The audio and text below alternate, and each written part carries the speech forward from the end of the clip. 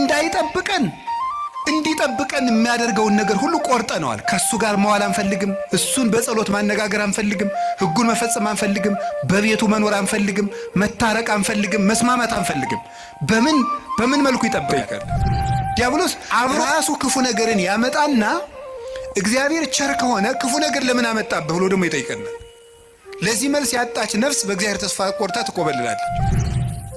የሚረግሟችሁን መርቁ ብሎ ሰው ሚስቱን መውደድ ካቃተው፣ ባሏን መውደድ ካቃታት፣ የማያምኑትን ውደዱ ተብሎን ክርስቲያን መውደድ ካቃተን እንዴት ብለን አሁን ለክርስቶስ የምንመልስለት? ሰውን ለማዳን ወርቅ እፈልጋለሁ ቢል ኖሮ ወርቅ ስንት ሰው ይኖረዋል? እግዚአብሔር ግን ሰውን ለማዳን እስከ ውሃ ዝቅ ያለ እሱ አትበሉ እድሜ ለንስሐ ስጠኝ ነው የሚባለው። ወይ ጉድ! እንደዚህ ማለት ጌታ ሆይ ግደለኝ ማለት እኮ እንዲሁ ጸድቅ ያለው ማለት ነው። አስተካክለኝ፣ ጊዜ ስጠኝ፣ ቆየኝ እስካፈራ፣ አትቁረጠኝ ነው የሚባለው። ያለ እግዚአብሔር ፈቃድ ምን አይሾም ነው። እና እንግዲህ ሁሉም ባለስልጣን እግዚአብሔር እየፈለገ ነው የሾመው ነው? አዎ አይደለም? ሁሉም ባለስልጣን ማለት ነው። እንደው የዛሬዎችን መገምገም ከፈራችሁ የድሮዎችን ገምግሙ፣ ችግር የለም። እውነቴን እኮ ነው ማለት ነው። ቢያንስ የድሮዎቹ መጥተው ምንም አያረጉንም ማለት ነው። ስላላደረገ በሬ በቃ እንዲሁ ነው ኑሮ ብሎታ ይኖራል። ምርጫ የለውም። የሚበላውም ምርጫ የለውም። ያው የተወሰነለትን እኔ ሰሞኑን ቲማቲም ልብላ ይላል በሬ ይላል። እስኪ ንገሪ፣ ኧረ እንደው ሻዩ ላይ ቅርንፉድ ጨምሩበት ይላል በሬ አለ። ምርጫ አለው። እኛ እኮ መምረጥ ስለቻልን እኮ ነው። ይህ ደስ አይላችሁ? የምለብሰውን ይሄኛው ነው፣ ይሄ እንዲህ አይነት ሸሚዝ ደስ አይለኝም የምትል እኮ መራጭ አድርጎ ስለፈጠረ ንጉሥ አድርጎ ነው እኮ የፈጠረ። በራስህ ሁላችንም እንላለን ለገሌ ያልሆነ እግዚአብሔር እግዚአብሔርን ታውቃታለች። አቤት ስታስቀድስ ሲያስቀድስ ማንም አይቀድመውም እኮ እንላለን። ግን ለእነሱ ያልሆነ አይ ቤተ ክርስቲያን እነሱም እንዲህ ነው የሆኑ እንላለን። መጽሐፍ ቅዱስ ተጣልቶ አያውቅም። መጽሐፍ ቅዱስ የተጣላ መስሎ የሚታየን እኛ ከመጽሐፍ ቅዱስ ጋር ስለተጣላን ነው ይላል። በገጠር ያሉት ያዝናሉ፣ የከተማው ሰው እንጃ ያላውቅም፣ ከተማ ስለማልኖር።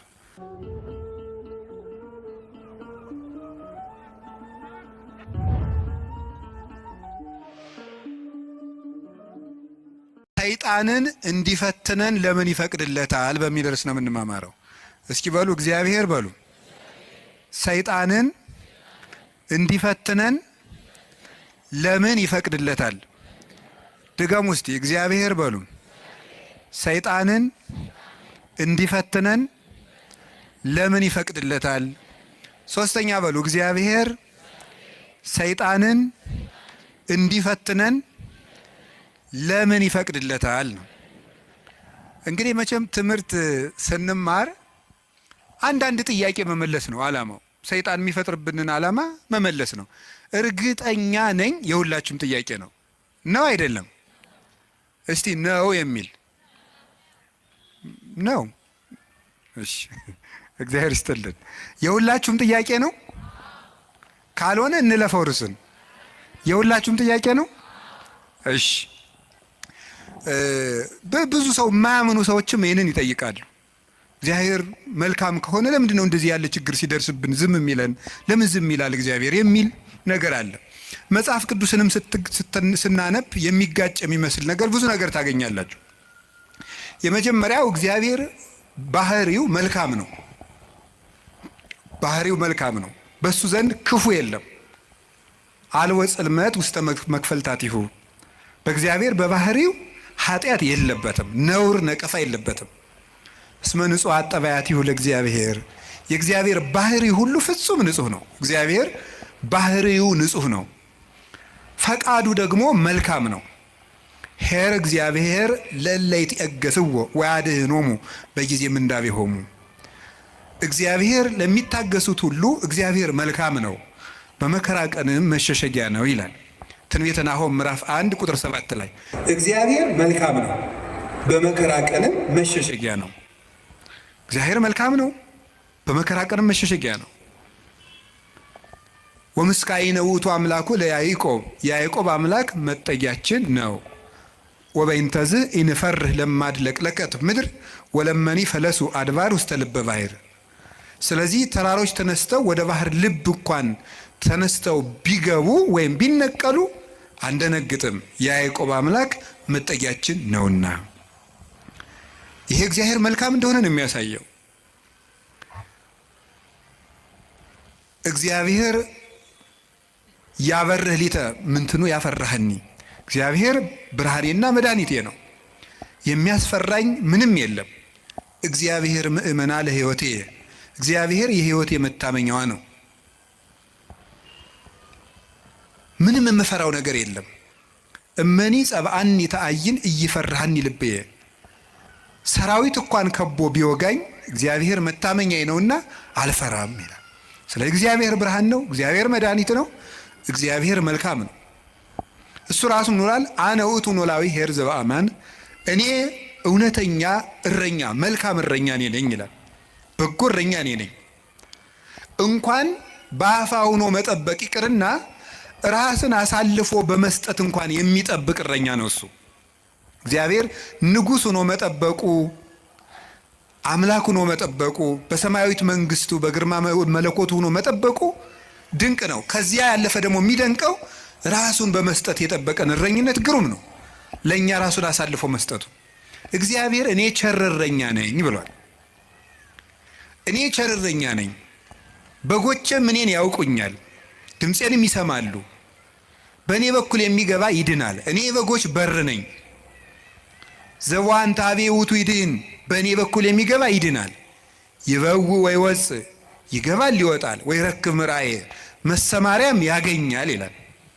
ስለዚህ በጎቼ እኔን ያውቃሉ፣ እኔም በጎቼን አውቃለሁ። አልቦ ዘየሐይደኒዮን እምዴ፣ በጎቼን ከእጄ የሚነጥቃቸውም ከቶ የለም ይላል። እንግዲህ እግዚአብሔር ጠባቂያችን ነው፣ እረኛችን ነው፣ መልካም ነው፣ ቸር ነው። እግዚአብሔር ሰው እንዲጠፋም አይፈልግም። ኢፈነወ እግዚአብሔር ለወልዱ ከመ ይትሐጐል ኩሉ ዓለም አላ ከመ ይሕየው፣ እግዚአብሔር ዓለሙ ሁሉ እንዲድን እንጂ እንዲጠፋ ልጁን አላከውም ይላል። እግዚአብሔር ዓለሙ ሁሉ እንዲድን ነው እንጂ እንዲጠፋ አይፈልግም። ቅድምም ብፁዕ አባታችን እንደጠቀሱልን ጢሞቴዎስ ምዕራፍ 2 ቁጥር 1 ላይ ሲናገር ዘይፈቅድ ይሕየው ኩሉ ዓለም ዘአነ ቀዳሚሆሙ ለኃጥአን፣ የኃጥአን መጀመሪያቸው የምሆን እኔንም ጨምሮ ዓለም ሁሉ እንዲድን የሚወድ እግዚአብሔር ይላል ቅዱስ ጳውሎስ። ዓለም ሁሉ እንዲድን የሚወድ እግዚአብሔር የሚወደው ዓለም ሁሉ እንዲድን ነው። ወይኩን ፈቃድከ እንላለን። ፈቃድ በሰማይ እንደሆነች እንዲሁም በምድር ትሁን እንላለን። ቅዱስ ዮሐንስ አፈወርቄን ሲተረጉም ፈቃዱሰ ለእግዚአብሔር ድህነት ዓለም ውእቱ ይላል። ፈቃድህ ይሁን እያልን እንጸልያለን። ፈቃዱ ምንድን ነው ይልና የእግዚአብሔር ፈቃዱ ዓለም እንዲድን ነው ይላል። ሰዎችን ሁሉ ይወዳል፣ ለፍጥረት ሁሉ ይራራል። እግዚአብሔር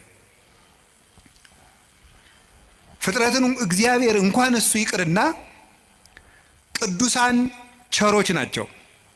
የቅዱሳን ቸርነት ከሰው አንሶ እስመ ነፍሰ ጻድቅ ይትራራ ላዕለ ነፍሰ እንስሳሁ፣ የጻድቅ ሰው ነፍስ ለእንስሳ እንኳን ይራራል ይላል። ጻድቅ ለእንስሳ እንኳን የሚያዝን ነው። እግዚአብሔርን ተውት። አንድ ሰው እግዚአብሔርን መምሰል ሲጀምር ለእንስሳ እንኳን የሚያዝን ይሆናል። ለእንስሳት የሚያዝን ይሆናል። ዛሬም ድረስ አሉ ለእንስሳት የሚያዝኑ። በገጠር ያሉት ያዝናሉ። የከተማው ሰው እንጃ ያላውቅም፣ ከተማ ስለማልኖር። የገጠር እናቶች ጤፍ እንኳን ሲያበጥሩ ለወፎቹ ይተውላቸዋል፣ እንዲለቅሙ ይተውላቸዋል።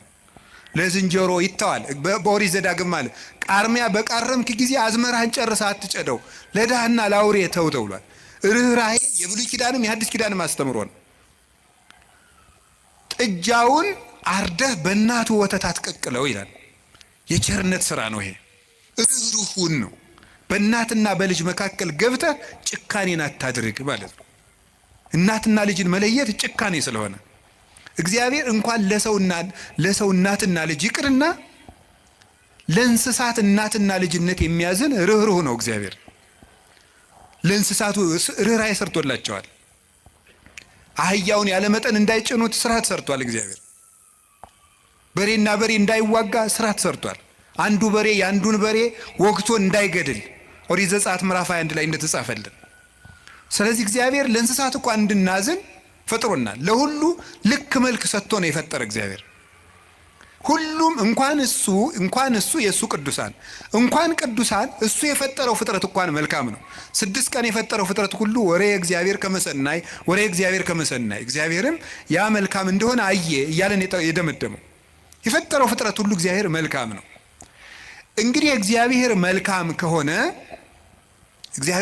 ከሆነ ቸርም ከሆነ እንዳንጠፋም የሚፈልግ ከሆነ እንድንድንም የሚፈልግ ከሆነ ቸርረኛችንም ከሆነ እሱን ከተጠጋን ምንም የሚነጥቀን ከሌለ በሱ ስም እያመንን እሱን ጥግ እያደረግን የሱን ስም እየጠራን እየጸለይን እያስቀደስን በጎ እግዚአብሔር የሲዶ ክፉ ይደርስብናል የሚል ጥያቄ ሁላችንም እንጠይቃለን።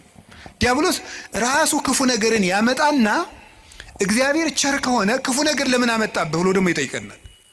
ለዚህ መልስ ያጣች ነፍስ በእግዚአብሔር ተስፋ ቆርጣ ትቆበልላለች። ለምንድነው እግዚአብሔር የማያዝንልኝ? አንዳንድ ጊዜ ደግሞ እንደውም በተለይ ያሁኑ ትውልድ ምን ብሎ ሊጠይቅ ይችላል? ቆይ እግዚአብሔር በእኔ ስቃይ ደስ ይለዋል ይላል። እግዚአብሔር በእኔ ስቃይ ደስ ይለዋል ወይ? ለምንድነው እኛ ስንሰቃይ ዝም የሚለው የሚል ጥያቄ እዚሁ ጋር የሚያያዝ አንድ የመጽሐፍ ቅዱስ ጥቅስ ላንሳላችሁ። አነ ውእቱ ፈጠርኩ ብርሃነ ወገበርኩ ጽልመተ። ብርሃንን የፈጠርኩ እኔ ነኝ፣ ጨለማንም የሰራሁ እኔ ነኝ። አመጽ ሰላመ እፈጥር ሰላመ ወእገብር እኪተ።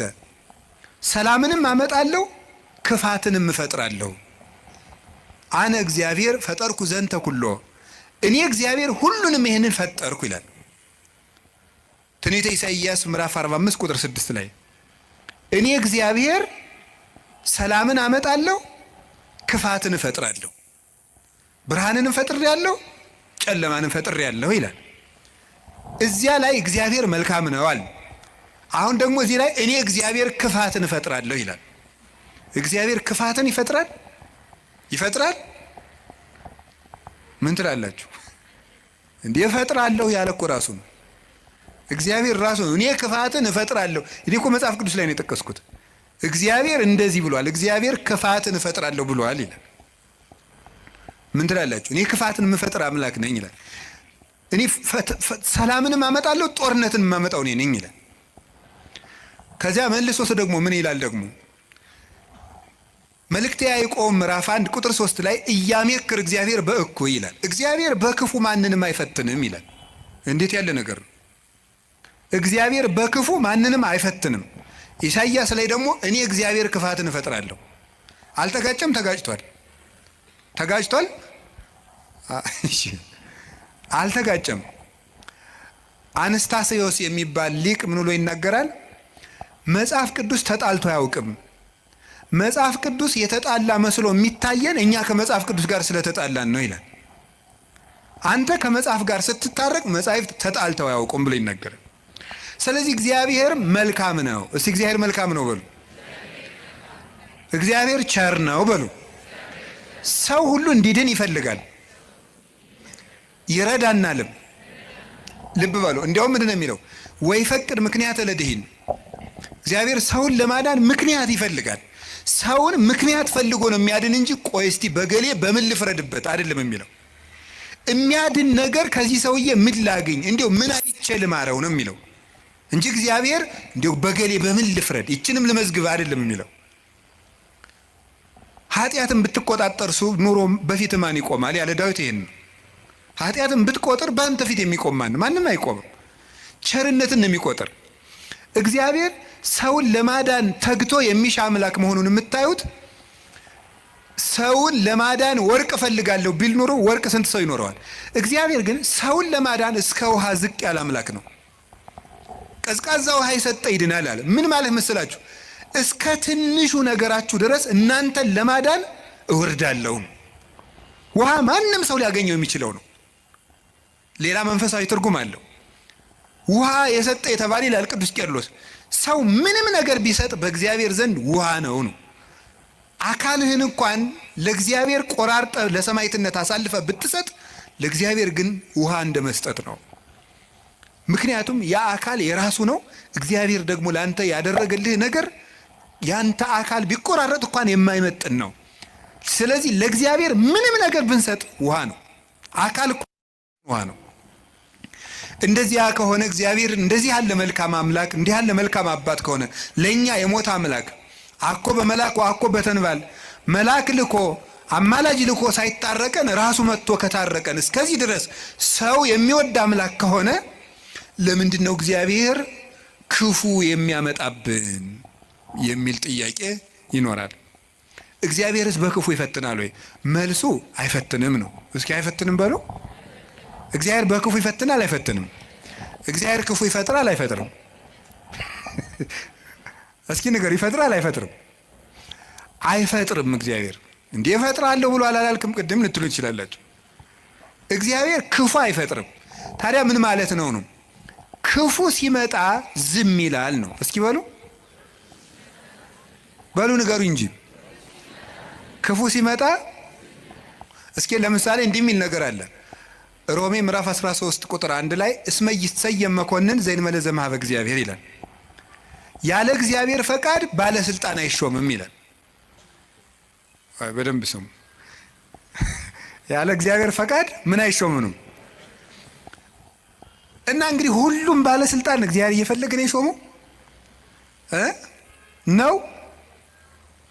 አዎ አይደለም? ሁሉም ባለስልጣን ማለት ነው። እንደው የዛሬዎችን መገምገም ከፈራችሁ የድሮዎችን ገምግሙ፣ ችግር የለም። እውነቴን እኮ ነው ማለት ነው። ቢያንስ የድሮዎቹ መጥተው ምንም አያረጉንም ማለት ነው። ስለዚህ የድሮዎቹን መገምገም ትችላላችሁ። እና እንደው ሁሉንም እግዚአብሔር እየወደደ የተሾሙ ናቸው። ምን ይመስላችኋል? ይሄ እግዚአብሔር ክፉ ነገር ሲመጣ ይፈቅዳል ነው። እስቲ ይፈቅዳል በሉ። ይፈቅዳል የሚለው ነገር ፈቃድ እግዚአብሔር የሚባለው ሁለት ትርጉም አለው። ፈቃድ እግዚአብሔር የሚባለው አንደኛው ውዴታ ነው። ሁለተኛው ደግሞ ይሁን ማለት ነው። የእንግሊዘኛ ቃላትን ለመጠቀም ይቅርታ አድርጉልኝ፣ ልጠቀም ነው ገና ስለ ቅርብ ለማድረግ ለእናንተ እንዲመቸኝ ነው። የመጀመሪያው ምን ይባላል? ፐርሚሽን ይባላል። እስቲ ፐርሚሽን በሉ እንጂ። ሁለተኛው ዊል ይባላል። እስቲ ዊል በሉ። እሺ ፐርሚሽን ማለት ምን ማለት ነው? እናንተ ኃጢአት ስትሰሩ እኔም ስሰራ እግዚአብሔር ይፈቅድልናል። ምን ማለት ነው ይሄ? ይፈቅድልናል ማለት እግዚአብሔር እኔ ኃጢአት ስሰራ ደስ ይለዋል ማለት ነው። ይሄ ምን ለሚባለው ፐርሚሽን ይባላል። ስራ ከጠቀመህ ስራ ነው። ኃጢአት አይጠቅምህም ብዬ እኔ ነግሬሃለሁ፣ ይጠቅመኛል ካልክ ስራ ብሎ ይተውሃል ማለት ነው። መተው እሱ ፐርሚሽን ይባላል። ያሰናብተናል። ስለ እግዚአብሔር ክፋት እንዲሰራ ያደርጋል ማለት ክፋት እንዲሰራ ሰዎችን ይተዋቸዋል፣ እንዲሰራ ያደርጋል። ዊል የሚባለው ደግሞ ወዶ የሚሰራውን እግዚአብሔር እንድንጸልይ ይፈቅዳል በሉ፣ እንድንጾም፣ እንድንጸድቅ፣ እንድንታረቅ ይሄ ፈቃድ ነው ይባላል። ይሄ ፈቃድ ማለት ነው ውዴታ፣ ወዶ የሚያደርግልን ነገር። ገብቷችኋል? ልዩነቱ ገብቷችኋል? እሺ ይፈቅዳል ማለት የመጀመሪያው ፈቃድ እግዚአብሔር ነው ይላል። ዝም ብሎ ምንድነው ፈቃድ እግዚአብሔር? ያለ ፈቃድ እግዚአብሔር ባለስልጣናት አይሾሙም ማለት ከየት ነው የምታስገቡት? ክፉ ሰዎች ሲሾሙ ምን ይላቸዋል ነው? ዝም ይላቸዋል ነው፣ ይተዋቸዋል ነው እንጂ ሰዎቹን ናማ እናት የተሾምና ሰውን ጨርስልኝ አይላቸውም። እግዚአብሔር እንደዚያ ብሎ ይሾማል ማለት አይደለም። እንደዚያ ሳይሆን የሚያደርገው እግዚአብሔር ክፉዎች ሲሾሙ ዝም ይላል። ለምንድን ነው ዝም የሚለው? እግዚአብሔር ነው ክፉ ነገር ሲመጣ። ስለዚህ ክፋትን እፈጥራለሁ ማለቱ ክፉ ሲመጣ ዝም እላለሁ ነው። ወይም ምን ማለት መሰላችሁ? የእግዚአብሔር እጅ አጥር ነው፣ ጠባቂ ነው፣ ረድኤት ነው። የእግዚአብሔር እጅ በእግዚአብሔር ለመጠበቅ ያልተገባን ሆነን ስንገኝ እግዚአብሔር አጥሩን ያነሳዋል። ያልተገባን ሆነን ስንገኝ አትጠብቀኝ ስንል ማለት ነው። ምን ማለት መሰላችሁ? መዝሙረ ዳዊት ላይ እንዲህ ይላል፣ መዝሙር 9 ላይ ውሃ ኮሃጥ ለእግዚአብሔር፣ ኃጢአተኛ ሰው እግዚአብሔርን አወከው ይላሉ ሊቃውንቱ። አወከው ማለት ምን ማለት ነው? እንዳይምረው ኃጢአት ይጨምራል፣ እንዳይቀስፈው ጥቂት ጥቂት ጽድቅ ይሰራል።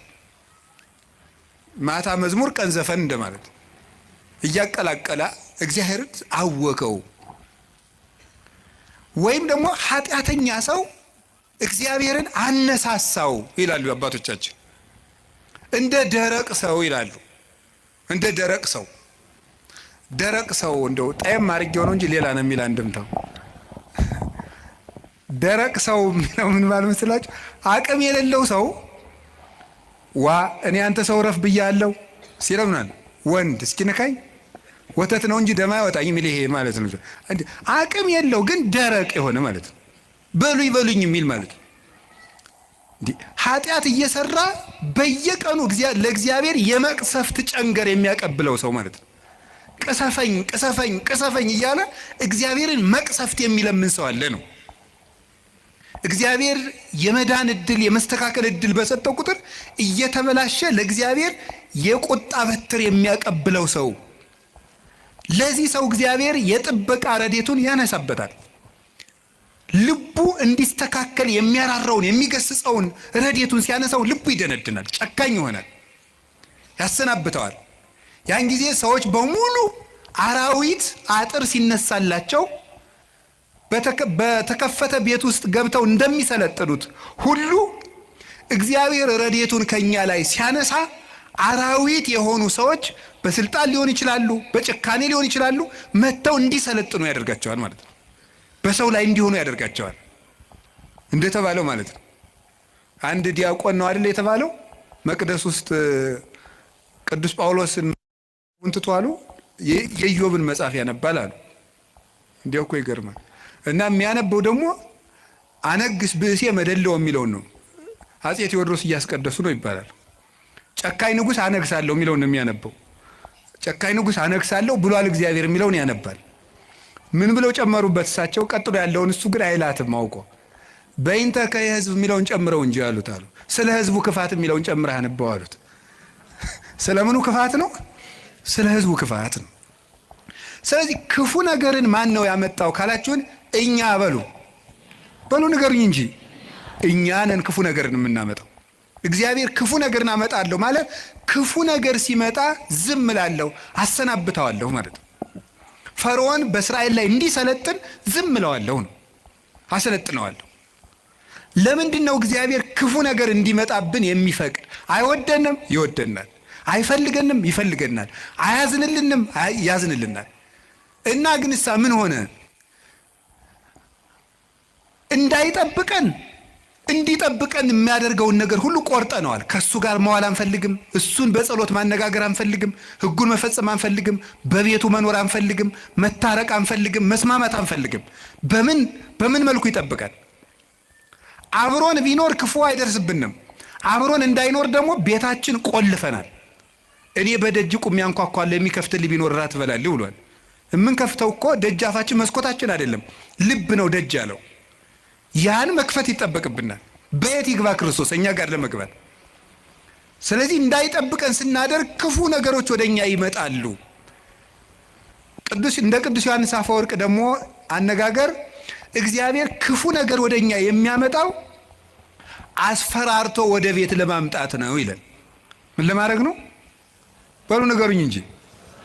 አቤት፣ አስፈራርቶ ወደ ቤት ለማምጣት። ይሄንን ቅዱስ ዮሐንስ አፈወርቅ በምን ይመስለዋል? ልጇ ቁማር እየተጫወተ ባስቸገራት እናት መስሎ ያስተምራል። ቁማር፣ የዛሬውን ቁማር እኔ አላውቀውም። የድሮ ሁሉ ቁማር አለ። ምን ግጫ ምናምን ቅልቦሽ የሚባል አለ በገጠር። ይሄ ገበጣ በጣም ብዙ አለ። በቃ የቁማር አይነት የገጠር ቁማር ነው። ይሄ እረኞች የሚጫወቱ በቁልፍ በምናምን ነው። ያን እየተጫወተ ሲያስቸግራት ምን ታደርጋለች ይላል? ማስክ የለበሱ የሚያስፈራሩ ጎልማሶችን ከጎረቤት ትልክበታለች ይላል።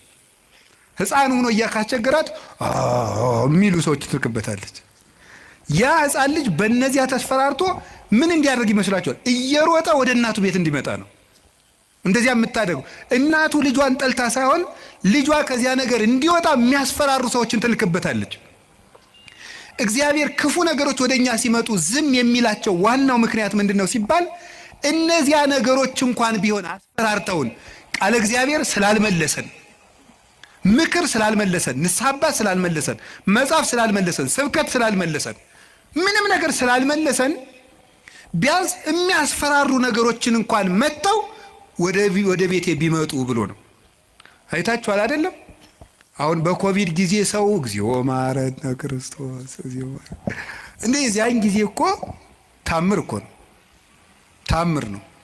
እኔ እንደውም ይገርማቸዋል አጠቃላይ እኔ የዛን ጊዜ አንድ ጊዜ በኮቪዱ ጊዜ አንድ ወረዳ ገጠር ወረዳ ላይ ሄጄ ነበርና መነኮሳት ጓደኞች አሉኝ አባቶች፣ የወረዳው ካቢኔ በሙሉ ንስሐ ገባ ከነሱ። እንደው ሁሉ ጊዜ ኮቪድ በሆነ አልኩኝ እኔ እንደው ካቢኔ ሁሉ ንስሐ እንዲገባ እንደው ኮቪድ ትንሽ ቆየት ባለ ያስብላል በእውነቱ ማለት ነው። አሁን ሰው ይውላችሁ እግዚአብሔር የሚያስፈራሩ ነገሮችን የሚልክብን ለዚህ ነው። አንድ ችግር ሲገጥመን እንሰበሰብ። አምና የነነዌ እንግዲህ ታስታውሳላችሁ አይደል? ሁልጊዜ እንሰበስባለን። ችግር ሲመጣ እግዚኦ መሐረነ ክርስቶስ እንላለን።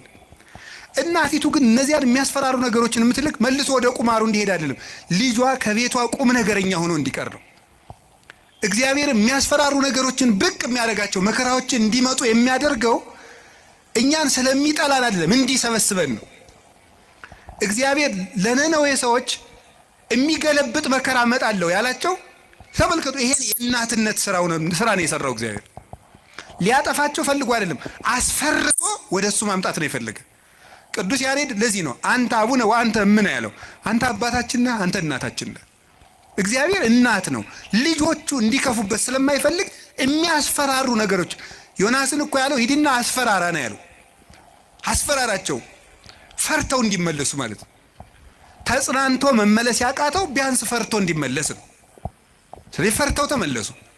እግዚአብሔር ክፉ ነገሮችን የሚልካቸው ወይም ሰይጣን ክፉ ነገሮችን እንዲያመጣ እግዚአብሔር ዝም የሚለው ለምንድን ነው ካላችሁኝ፣ ፈርተን እንድንመለስ ነው። ምን አላችሁኝ? ምን አላችሁኝ? ምን አላችሁኝ? አንዳንድ ጊዜ ሕፃን ሆነን ስናስቸግር ትዝ ይላችኋል። ለከተማ ሰው ብዙ ምሳሌ ቅርብ አይደለም። አንተን እዚያ ምድጃ እየቆሰቆስክ ያደክረው እኛ ስቶቭ ነን እንዳትሉ። እኛው ምድጃ ሲነድ ድሮ እሳት እማማ እያልን እናስቸግራለን። እሳት እኮ ነው የምንለምነው። ከዚያ መጨረሻ ላይ እምቢ ካል ኡፍ እያሉ ያስፈራሩናል። እምቢ ካልን አይ እንግዲህ ቅመሰው ብለው ተርኮስ ያደርጉናል። ድግም ቀን እሳት የሚባል አንቀምሳትም ከዚያ በኋላ ማለት ነው። እግዚአብሔር እንደዚያ ነው። እፉ ይለናል። እናታችን አባታችን ስለሆነ መመለስ ካቃተን አንዳንድ ጊዜም ተርኮስ ያደርገናል። ድግም ቀን እንዳይደግመን ማለት ነው። እና እግዚአብሔር ስለሚጠላን እንዳይመስላችሁ። እኔ እውነቴን እኮ ነው። እንዴት አድርጎ እንደሚወደን ተመልከቱ። አሁን እናት ልጇን በእሳት መተርኮስ ፈልጋ ነው አይደለም። ልጄ ጨርሶ ከሚቃጠል እንደው ትንሽ ይተኩሰውና ለሌላ ቀን እንዳይቃጠልብኝ ነው ነገሩ እኮ። እግዚአብሔር ገሃነም እንዳይበላን እኮ ነው ትንንሽ ነገሮችን የሚተረኩሰን። ገንዘቦቻችን በማሳጣት ዘመድ እንዲሞትብን፣ ጓደኛ እንዲለየን በማድረግ ከሹመት እንዲሻሩ፣ እንድናጣ፣ እንድንዋረድ፣ ኃጢአት ስንሰራ የሚያዋርዱንን ሰዎች በመላክ ሰዎች እንዲደርሱብን በማድረግ በማጋለጥ ኋላ ከምትጋለጥ ዛሬ ባጋለጥ ብሎ የሚያዋርዱ ሰዎችን ጭምር በመላክ እግዚአብሔር እኛን ትንሽ ተርኮስ እያደረገ ወደ ቤቱ ያመጣናል። እንዴት እንደሚወደን ተመልከቱ። ፈተና በመጣብን ጊዜ እግዚአብሔር እንደሚወዳችሁ ተመልከቱ። እውነቴን የምነግራችሁ ጌታ ሆይ ለምንድን ነው እንዲሁ አክስቴም ሳምንት ዕለት ሞተች፣ እናቴ ደግሞ የዛሬ ወር፣ እንደገና ደግሞ የዛሬ 2 ወር ከስራ ተባረርኩ፣ እንደገና ደግሞ ይሄ ቀደረብኝ፣ ደግሞ ይሄኛው ተቃጠለብኝ፣ እንደዚህ አለብኝ፣ ጠልታኝ ነው ወይ እባክህን ወይም እባክሽን ልጄ ወደ ቤቴ ኑ ማለቱ ነበር። እንዲህ አድርገህ ትፈልገኛለህ ወይ? ረስቼህ ስለኖርኩ እማስታውስበት መከራ ሰጠኸኝ ተብሎ ነው መመስገድ ያለበት። አንተን እንዳስታውስህ የመጥሪያ ደብዳቤ ላክልኝ ነው። መጽሐፍ ቅዱስን ደብዳቤ ጽፎ ላከ፣ ንስሐ አባት ላከ፣ መጽሐፍትን ጽፎ ላከ፣ በቅዳሴ ጠራን፣ በትምህርት ጠራን፣ በመዝሙር ጠራን፣ ወንድሞቻችን ሲመጡ በመከራ ጠራን፣ አልተመለስንም። መጨረሻ ላይ ደግሞ የመከራ መልእክት ይልካል። እባካችሁ ኑ ነው። ለምኖ የሚያድን አምላክ እንደ እግዚአብሔር ያለ አለ እንዴ? ለምኖ እኮ ነው የሚያድነን። አሁን ሙሴን አላያችሁትም? እንዴት አስፈራርቶ መመለስ እንደፈለገ። እስራኤል ጣዖት ሲያመልኩ ሙሴ አቤት ተወኝ ማይጄ ላጠፋቸው ነው። አሁን ሙሴ እግዚአብሔርን ጨብጦ ስር ይዞት ሂጄ ላጠፋቸው ነው። እንዴ እኮ ይገርማል እኮ እግዚአብሔር የሚያደርገው ነገር። ኧረ ተው አታጥፋ። እንዴ ማብላት ሲያቅተው ጊዜ በረሃ አምጥቶ ጨረሳቸው ነው የሚለው አለ ሙሴ። እግዚአብሔር እንዳይሰደብበት ነው እሱ። 40 ዓመት ማብላት ሲያቅተው በረሃ አምጥቶ ጨረሳቸው ነው የሚለው አሉት። እንዲያውም እነሱን አታጥፋ አባቶቻችን ሲተረጉሙ አሁን እግዚአብሔር ሊያጠፋቸው ወዶ አይደለም ሙሴ እንዲሰራቸው እንዲቀጣቸው ብለው ነው እንጂ ይላሉ። እንግዲያስ ሂድና ቅጣ አለው። ሰርቶ ቀጥቶ እስራኤልን ወደ ራሱ ሰበሰባቸው። በማስፈራራት እንድንመለስ እግዚአብሔር ክፉ ነገር እንዲመጣ ያደርጋል። ከቃሉ ጋር ናችሁ? ከቃሉ ጋር ናችሁ? እግዚአብሔር ከሁላችን ጋር ይሁን። ስንት ሰው ነው እግዚአብሔር በሚያውቀው እንዴ ተነግሮ እኔ እንዲያው አሁን ሰውየው መዚህ ስለሌለ ተመስገን ነው ልናገር። ተነግሮ ይሄንም አይሰማውም፣ ችግር የለም። ተነግሮ አልሰማ ያለ ሰውዬ የሳምባ ቲቪ ገብገብ ሲያደርገው የቆረበ ሰውን ያውቃሉ። ተመስገን ነው። እንኳን ቲቪ መጣ። እንዲህ እውነቴን እኮ ነው የምነግራቸው። ተርኩት ስንት ሰው ነው፣ ስንት አመፀኛ ነው። ጸበል እንደምን ሰነበታቸው፣ አማን ነው፣ ሰላም ነው፣ ፒስ ነው የሚለው ሁሉ ጸበል ሲሄድ እግዚአብሔር ይመስገን የሚለው እንዲው እግዚአብሔር ማን ይተርኩሰን እንጂ እኔ እውነቴን እኮ ነው የምነግራቸው። እግዚአብሔር ማን ይተርኩሰን። ምድር ጠቧችሁ እኮ የምትራመዱት ሁሉ ጸበል ስትሄድ ኩምሽሽ በቃ እንዲው ለተቸገረ እንድናዝን አረማመዳችን እንኳን ልክ እንዲኖረው ንግግራችን መጠን እንዲያበጅ እግዚአብሔርማ ይተርኩሰን እንጂ ተነግረን ሰምተናል እንዴ? እውነቴን ነው። ስለዚህ ስንቶቻችሁን እስቲ አሁን እዚህ ውስጥ ራሱ ብቆሰቁስ እዚህ ውስጥ እዚህ ከተሰበሰበው ውስጥ እግዚአብሔር በሚያውቀው እግዚአብሔር ነቅሶ ቢያወጣ ሲቸግራችሁ ወደ ቤተ ክርስቲያን የመጣችሁ ስንቶቻችሁ ናችሁ? ስንቶቻችሁ ናችሁ? ወይ ባል እንዴ ባለ ትዳሮች ሲጣሉ እኮ ነው ባጋባናቸው በ20 ዓመታቸው እኮ ነው ቤተክርስቲያን የሚመጡ ሲጣሉ ነው። ይኸው ከተጋባና ዓመታችን ነው፣ ምላትን አትሰማኝም፣ ምንም አታዳምጠኝም ማለት ይጀምራል። ማለት 20 ዓመት ጠፍቶ ኖሮ ምናምን መከራውን ነው ተደዝድዞ ነው እዚህ ወዲያ መከራችን ምን ተመስገን ነው እንኳን መጣችሁ።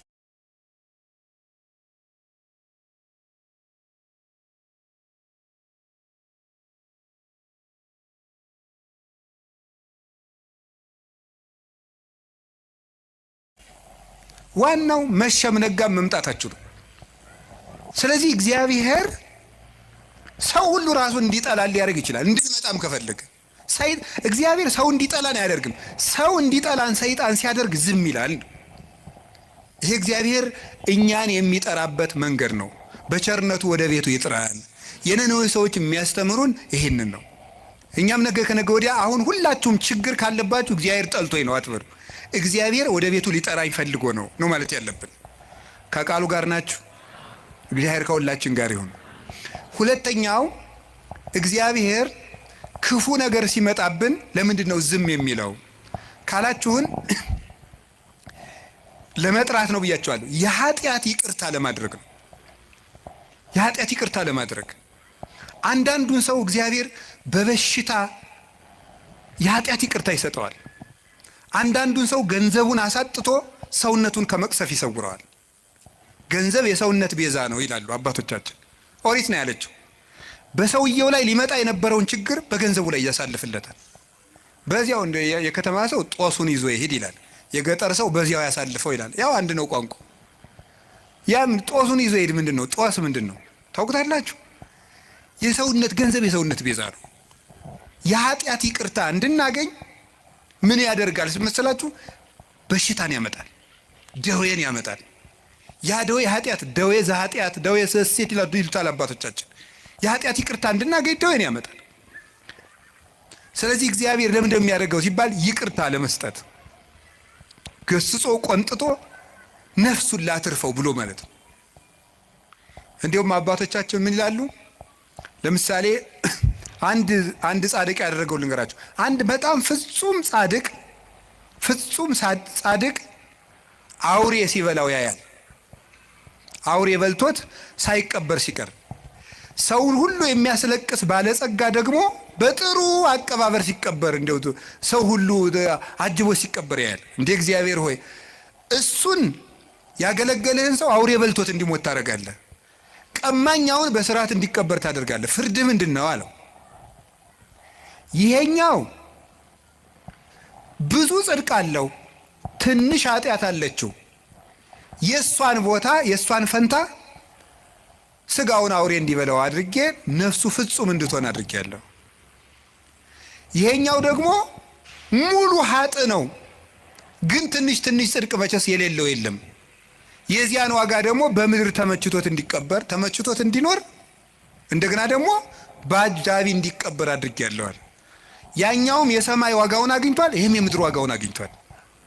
ስለዚህ ያኛውን አውሬ እንዲበላው ያደረኩት ሲበላው ዝም ያልኩት ዋጋው ፍጹም ይሆን ዘንድ ነው። አንተ በእኔ ፍርድ አትግባ ብሎ መለሰለት ይባላል። እኔ ሁሉንም አውቃለሁ ይላል። ስለዚህ አንዳንድ ጊዜ ሁላችንም እንላለን ለገሌ ያልሆነ እግዚአብሔር እገሌ ስንታውቀታለች አቤት ስታስቀድስ ሲያስቀድስ ማንም አይቀድመውም እኮ እንላለን። ግን ለነሱ ያልሆነ አይ ቤተ ክርስቲያን እነሱም እንዲህ ነው የሆኑ እንላለን። እግዚአብሔር ግን በኋላ አመጣዋለሁ። ይሄንን የሚያደርግበት ምክንያት ለኃጢአታቸው ይቅርታ ለማድረግ ነው። እንደዚህ ስላችሁ ደግሞ ጊዜ እንዲሁ በኃጢአቴ ነው ይሄን የተቀጣው ማለት ደግሞ በራሱ ትዕቢት ነው። ለምን መሰላችሁ? ለኃጢአቴ ይሄ መከራ ይበቃኛል ማለት ራሱ ትዕቢት ነው። በቸርነቱ ይዞኝ ነው እንጂ አባቶቻችን እንደ ቸርነት እንጂ እንደ በደላችን አይሁን የሚለውን ቅዳሴ ላይ ያለውን ቃል ሲተረጉሙ ብዙ ትርጉም ነው ያለው። መከራ የምታመጣብን የቸርነትህን ያህል ነው እንጂ የኃጢአታችን ያህል አምጥታ አታውቅም ይላሉ። የቸርነቱን ያህል እንጂ የኃጢአታችን ያህል መከራ ቢያመጣ በምድር ላይ መቆም የሚችል ሰው የለም። ስለዚህ እግዚአብሔር ለምንድን ነው ይህን የሚያደርገው ሲባል ይቅርታ ሊሰጠን ነው። ከቃሉ ጋር ናችሁ? ከቃሉ ጋር ናችሁ? እግዚአብሔር ከሁላችን ጋር ይሁን። ሶስተኛው እግዚአብሔር ለምንድን ነው ክፉ ነገር እንዲመጣ የሚያደርገው ወይም ክፉ ሲመጣ ለምን ዝም ይላል ነው። ይሄን የሚያደርግበት ምክንያት ቆይቶ ለማያፈራ ሰው መቅሰፍት ይሰጠዋል። ለምሳሌ ምን ማለት መሰላችሁ? ይሄ ሁለት አይነት ነው። አንደኛ ለምሳሌ እግዚአብሔር ሕፃናት እንዲሞቱ ለምን ነው የሚያደርገው? በመጽሐፍ የተጻፈውን ልንገራችሁ፣ ቀሪውን ራሱ ያውቃል። እግዚአብሔር ሕፃናት ሁላችንም ጠይቃለን። እሺ እኛስ በኃጢአታችን ለምንድን ነው ሕፃናት የሚቀሰፉት እንላለን። ያን የሚያደርግበት ምክንያት ማለት ነው ምንድነው? መጨረሻቸው መልካም እንደሆኑ የሚያውቃቸውን ሕፃናት መጨረሻቸው መልካም እንደሆኑ ያወቃቸውን ሕፃናት ከክፉ ዘመን ሳይጨምራቸው በጊዜ ይወስዳቸዋል። ይሄ የራሱ አሰራር ነው። እስከ መጨረሻቸው ቅን እንደሚሆኑ ያወቃቸውን አይ እነዚህ መጨረሻቸው መልካም ነው ብሎ እንደ ምርጥ ዘር ይወስዳቸዋል። ሰብአ ሰገል ላይ ክርስቶስ ሲሰደድ ለምንድን ነው ሕፃናት እንዲጨፈጨፉ ያለውን አባቶቻችን ሲተረጉሙ አንደኛ ከመከራው ሲያሳትፋቸው ነው። በኋላ እናመጣዋለን። የመጀመሪያው ግን አንዱ ምንድን ነው? እነዚህ ሕፃናት በጣም ቅኖች ናቸውና እስከ መጨረሻው አይቶ ሩጫቸውን ባወቀ ገንዘብ ቆይተው ከክፉ አይሁዶች ጋር እንዳይጨመሩ በጊዜ ወሰዳቸው ብሎ ይተረጉማሉ አባቶቻችን። ስለዚህ ቆይቶ የሚከፋ ከሆነ ከነ መልካምነቱ በጊዜ ይወስደዋል። አንዱ እሱ ነው። መልካምን ሰው ቆይቶ እንዳይበላሽ ይወስደዋል ከቅንነቱ አንጻር። ሁለተኛ ደግሞ ቢቆይም በመቆየቱ ራሱም ከመጎዳት ሰውም ከመጉዳት በቀር መልካም ነገር የማያደርገውን ደግሞ በጊዜ ያነሳዋል። ይህንም ደግሞ ይቀስፈዋል። መቆየቱም የማይጠቅመው አለ። ደግሞ እንደዚህ ስላችሁ ጊዜ እንደው ጌታ ሆይ እኔ መቆየቴ አይጠቅመኝ ዛሬ አንሳኝ እንዳትሉ። እንደው እኮ ሰው እኮ የሰው ነገር መቼም ሰው የሚነግሩትን ትቶ ያልነገሩትን ነው የሚይዝ። እንደሱ እያልኩኝ አይደለም። እንደሱ አትበሉ እድሜ ለንስሐ ስጠኝ ነው የሚባለው። ወይ ጉድ! እንደዚህ ማለት ጌታ ሆይ ግደለኝ ማለት እኮ እንዲሁ ጸድቅ ያለው ማለት ነው። አስተካክለኝ፣ ጊዜ ስጠኝ፣ ቆየኝ እስካፈራ አትቁረጠኝ ነው የሚባለው። ግደለኝ ማለት አይቻልም። እንደ ቅዱስ ጳውሎስ ያለ ሰው ነው ወደ ክርስቶስ ልሄድ እናፍቃለሁ ማለት የሚችል። ስለዚህ እግዚአብሔር ቆይቶ ለምንድን ነው እንደው እገሌ ለምን ተቀሰፈ እገሌ ምንም እንዲህ አለ የማይቆየውን ሰው እንዲያውም ቆይቶ ቢያንስ እንኳን በቅዱሳን ምልጃ እንኳን ትንሽ ምሕረት እንዳያገኝ የእግዚአብሔርን ቸርነት ጨርሶ ተቃውሞ ከምሕረት በር ውጭ በር እንዳይዘጋበት የሚያስምር ነገር ሳለው እንኳን እንደው ትንሽ ይወስደዋል። እንደገና ደግሞ ስለ ፍትህም ይወስደዋል። በመቆየቱ ሰዎች ብዙ የሚጎዱ ከሆነ ስለ ፍትህ ይነቅለዋል። ያንን እንደ ፈርዖን ያለውን ፍትሁን ያሳየዋል። እግዚአብሔር ምሕረቱን ላልተጠቀመ ሰው ፍትህ ይሰጠዋል፣ ፈታሂነትም ስላለው። ከዚህ የተነሳ ፈርዖንን አነሳው። እንዲያውም አባቶቻችን ምን ይላሉ?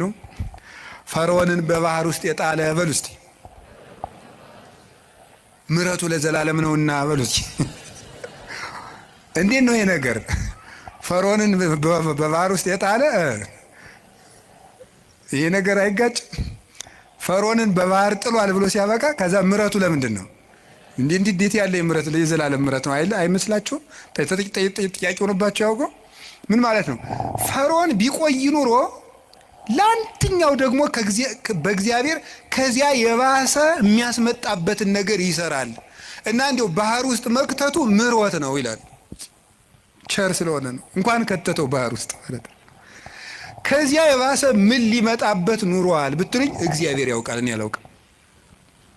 እግዚአብሔር የባሰ ነገር እንዳንገባ እንዲያው ወደ አንዱ ጉድጓድም ቢሆን ተገፍተን እንድንገባ ያደርጋል እግዚአብሔር። ስለዚህ ለፈርዖንም ቸር ነው ማለት ነው እግዚአብሔር። እስቲ እግዚአብሔር በሉ። ለፈርዖንም ምንድን ነው? ቸር ነው። ያደረገለትን አላያችሁም እንዴ? አድርጎለታል እኮ በአንበጣ እየቀጣ፣ በዝንብ እየቀጣ፣ በውሃ እየቀጣ፣ በጓጉንቸር እየቀጣ፣ በልጅ ሞት እየቀጣ አሳይ፣ በከብት ሞት እየቀጣ፣ በረዶ በደረቅ በጋ እያወረደ ከሳት ጋር አሳየው። 10 ቸርነት እኮ ነው ያደረገለት። 10 ቸርነት አድርጎ እግዚአብሔር አንድ መቅሰፍት ነው ያመጣ። እሱም ቸርነት ነው ሊቃውንቱ ያሉት።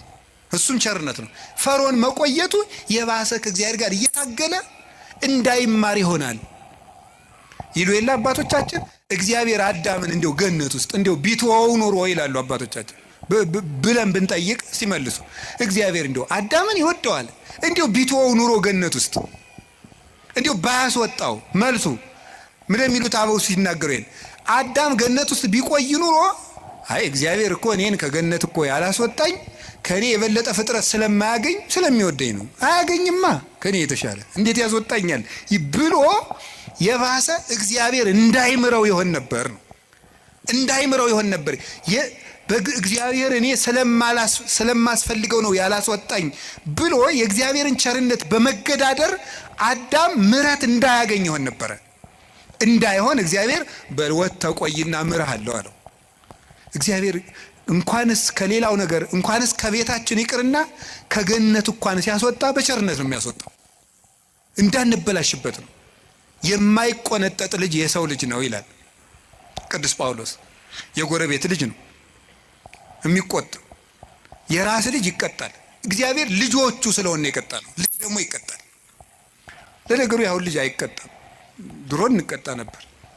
እንዲሁ ቤተሰቦቻችን ሩቅ አገር ሲሄዱ ድሮ ከጎረቤት ጥለውን ይሄዳሉ። ከጎረቤት ንሱ ልጄን አቆዩ ተብለን ከዚያ በኋላ የሆነ ነገር ከተቆጡን ሄደን ከተዘጋው ከእናት አባታችን ቤት ቁጭ እንላለን። እነዚያ ጎረቤቶች ምን እንደሚሉ ታውቃላችሁ? የሰው ልጅ መሆንህን ለማሳወቅ ነው አይደል እዚህ ሄድከው፣ ልጅ ብትወድ ኑሮ አትሄድም ነበር ይላሉ። የሰው ልጅ ነው ሲቆጡት የሚጠፋ። የራስ ልጅ ግን እየተቆጡት በቤት ነው የሚኖረው። የሚቆጡት ልጅ ነው። እግዚአብሔር ቅዱስ ጳውሎስ ልጅ ነው። ዕብራውያን 12 ላይ ካልተቆጣችሁ ልጅ አይደላችሁም ካልተገሰጻችሁ ብሎ ይነገራል። እና እግዚአብሔር የሚያደርገው ለክፎች ለበጎች ፍትህ እንዲያገኙ፣ ክፎች ደግሞ በመቆየታቸው ስለማይጠቀሙ ይሄን ያደርጋል። ለክፎች ደግሞ ለምን ዘመን ይሰጣቸዋል? ንስሐ እንዲገቡ። ይህን በማድረግ ነው። ከቃሉ ጋር ናችሁ። ስለዚህ እግዚአብሔር ክፉ ነገር እንዲመጣ የሚያደርገው በዚህ ምክንያት ነው። ሌላ የተወሰኑ ነጥቦችን ልንገራችሁ። አሁን ይሄ ለምን ክፉ ነገር እንዲመጣ ያደርጋል እግዚአብሔር ነው። አሁን ወደ ርዕሳችን ልመልሳችሁ። እግዚአብሔር ለምን ሰይጣን እንዲፈትነን ምን ይልለታል ነው? ይፈቅድለታል ነው። የመጀመሪያው ነፃ ፈቃድ ስለሰጠን ነው። እስቲ ነፃ ፈቃድ ስለሰጠን በሉ። ምን ነፃ ፈቃድ ስለሰጠን ወይም ሰው ስለሆን ነው እንድንፈተን የፈቀደው እግዚአብሔር። ሰይጣን እንዲፈትነን ለምን ይፈቅዳል ሲባል ሰው ስለሆን። ይሄ ማለት ምን ማለት እንደሆነ ታውቃላችሁ? እግዚአብሔርን ስለምንመስል ነው። ኦሪት ዘፍጥረት ምዕራፍ 1 ቁጥር 26 ላይ እንደተጻፈው እግዚአብሔር እኛን የፈጠረን በአርአያውና በመልኩ ነው። በአርአያውና በመልኩ ነው። በአርአያውና በመልኩ ማለት ራሱን የቻለ ብዙ ነገር ነው ያለው። በመልኩ ፈጠረን ከምንልባቸው መንገዶች አንዱ ምንድን ነው ይመስላችኋል? በአርአያ በምሳሌ ፈጠረ አንዱ እግዚአብሔር የወደደውን ለማድረግ አስገዳጅ የሌለው ነው። እግዚ ዘይግዕዝዎ ነው። ነፃ የማያወጡት ንጉሥ ነው። ገዥ የለበትም፣ አስገዳጅ የለበትም። እግዚአብሔር የፈቀደውን ሲሰራ አስገዳጅ እንደሌለበት የሰው ልጅም የፈቀደውን እንዲሰራ አስገዳጅ ሊኖርበት አይገባም። መምረጥ አለበት። ለምን? እግዚአብሔርን መምሰል የሚችል መምሰል የተሰጠው ምርጫ ያለው ውድ ፍጡር ነው። ትልቅ ፍጡር ነው። አንዱ ትልቅነታችን መምረጥ መቻላችን ነው። መምረጥ ካልቻልን እንስሳ ነን ማለት ነው። አውሬ ነን፣ ድንጋይ ነን ማለት ነው። ወይም እንጨት ነን፣ ወይም ይሄ ጠፈር ነን፣ ወይም ፀሐይ ነን። ፀሐይ ምርጫ የላትም። ጨረቃ ምርጫ የላትም። ከዋክብት ምርጫ የላቸውም። እጽዋት ምርጫ የላቸውም። አንበሳ፣ ዘንዶ፣ አውሬ፣ በግ፣ ከብት ምርጫ የላቸውም። ሰው ምርጫ ያለው ትልቅ ፍጡር ነው። በምርጫችንም እግዚአብሔርን እንመስላለን። ስለዚህ ክፉ ነገር እንዲመጣ ያደረገው መምረጥ የምትችል ልዩ ፍጡር ነህ፣ የመምረጥ ችሎታ ሰጥቻለሁ ነው። ያንን ለማክበር ነው። ወረሳ ያላቲ ከመትግበር ፈቃዳ እንዘ አልቦ ዘይሄይላ፣ ማንም ሳያስገድዳት ነፍስን የወደደችውን እንድትሰራ ስልጣን ሰጣት ይላል መቅደመ ወንጌል ላይ። የሰው ነፍስ ማንም ሳያስገድዳት የፈለገችውን እንድትሰራ ምርጫ ሰጥቷታል።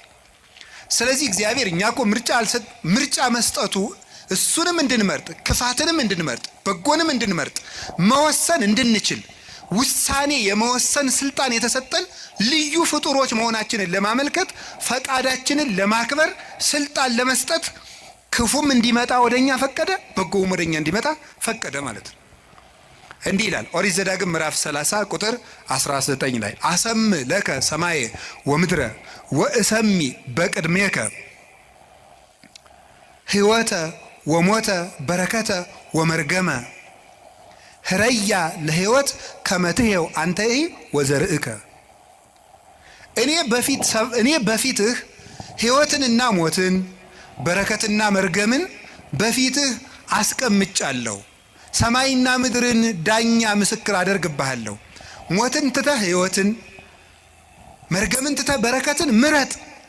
የመረጥክ እንደሆነ አንተም ዘርህም በሕይወት ትኖራለህ ይላል። ሞትና ሕይወትን በፊትህ አስቀምጫለሁ፣ በረከትና መርገምን በፊትህ አስቀምጫለሁ። መርገምን ትተህ በረከትን ምረጥ፣ ሞትን ትተህ ሕይወትን ምረጥ። እንዲህ ካደረግክ በሕይወት ትኖራለህ። እግዚአብሔር ይህን ስልጣን ሰጥቶናል። የመምረጥ ስልጣን የሰጠን ፈቃድ ሰጥቶናል።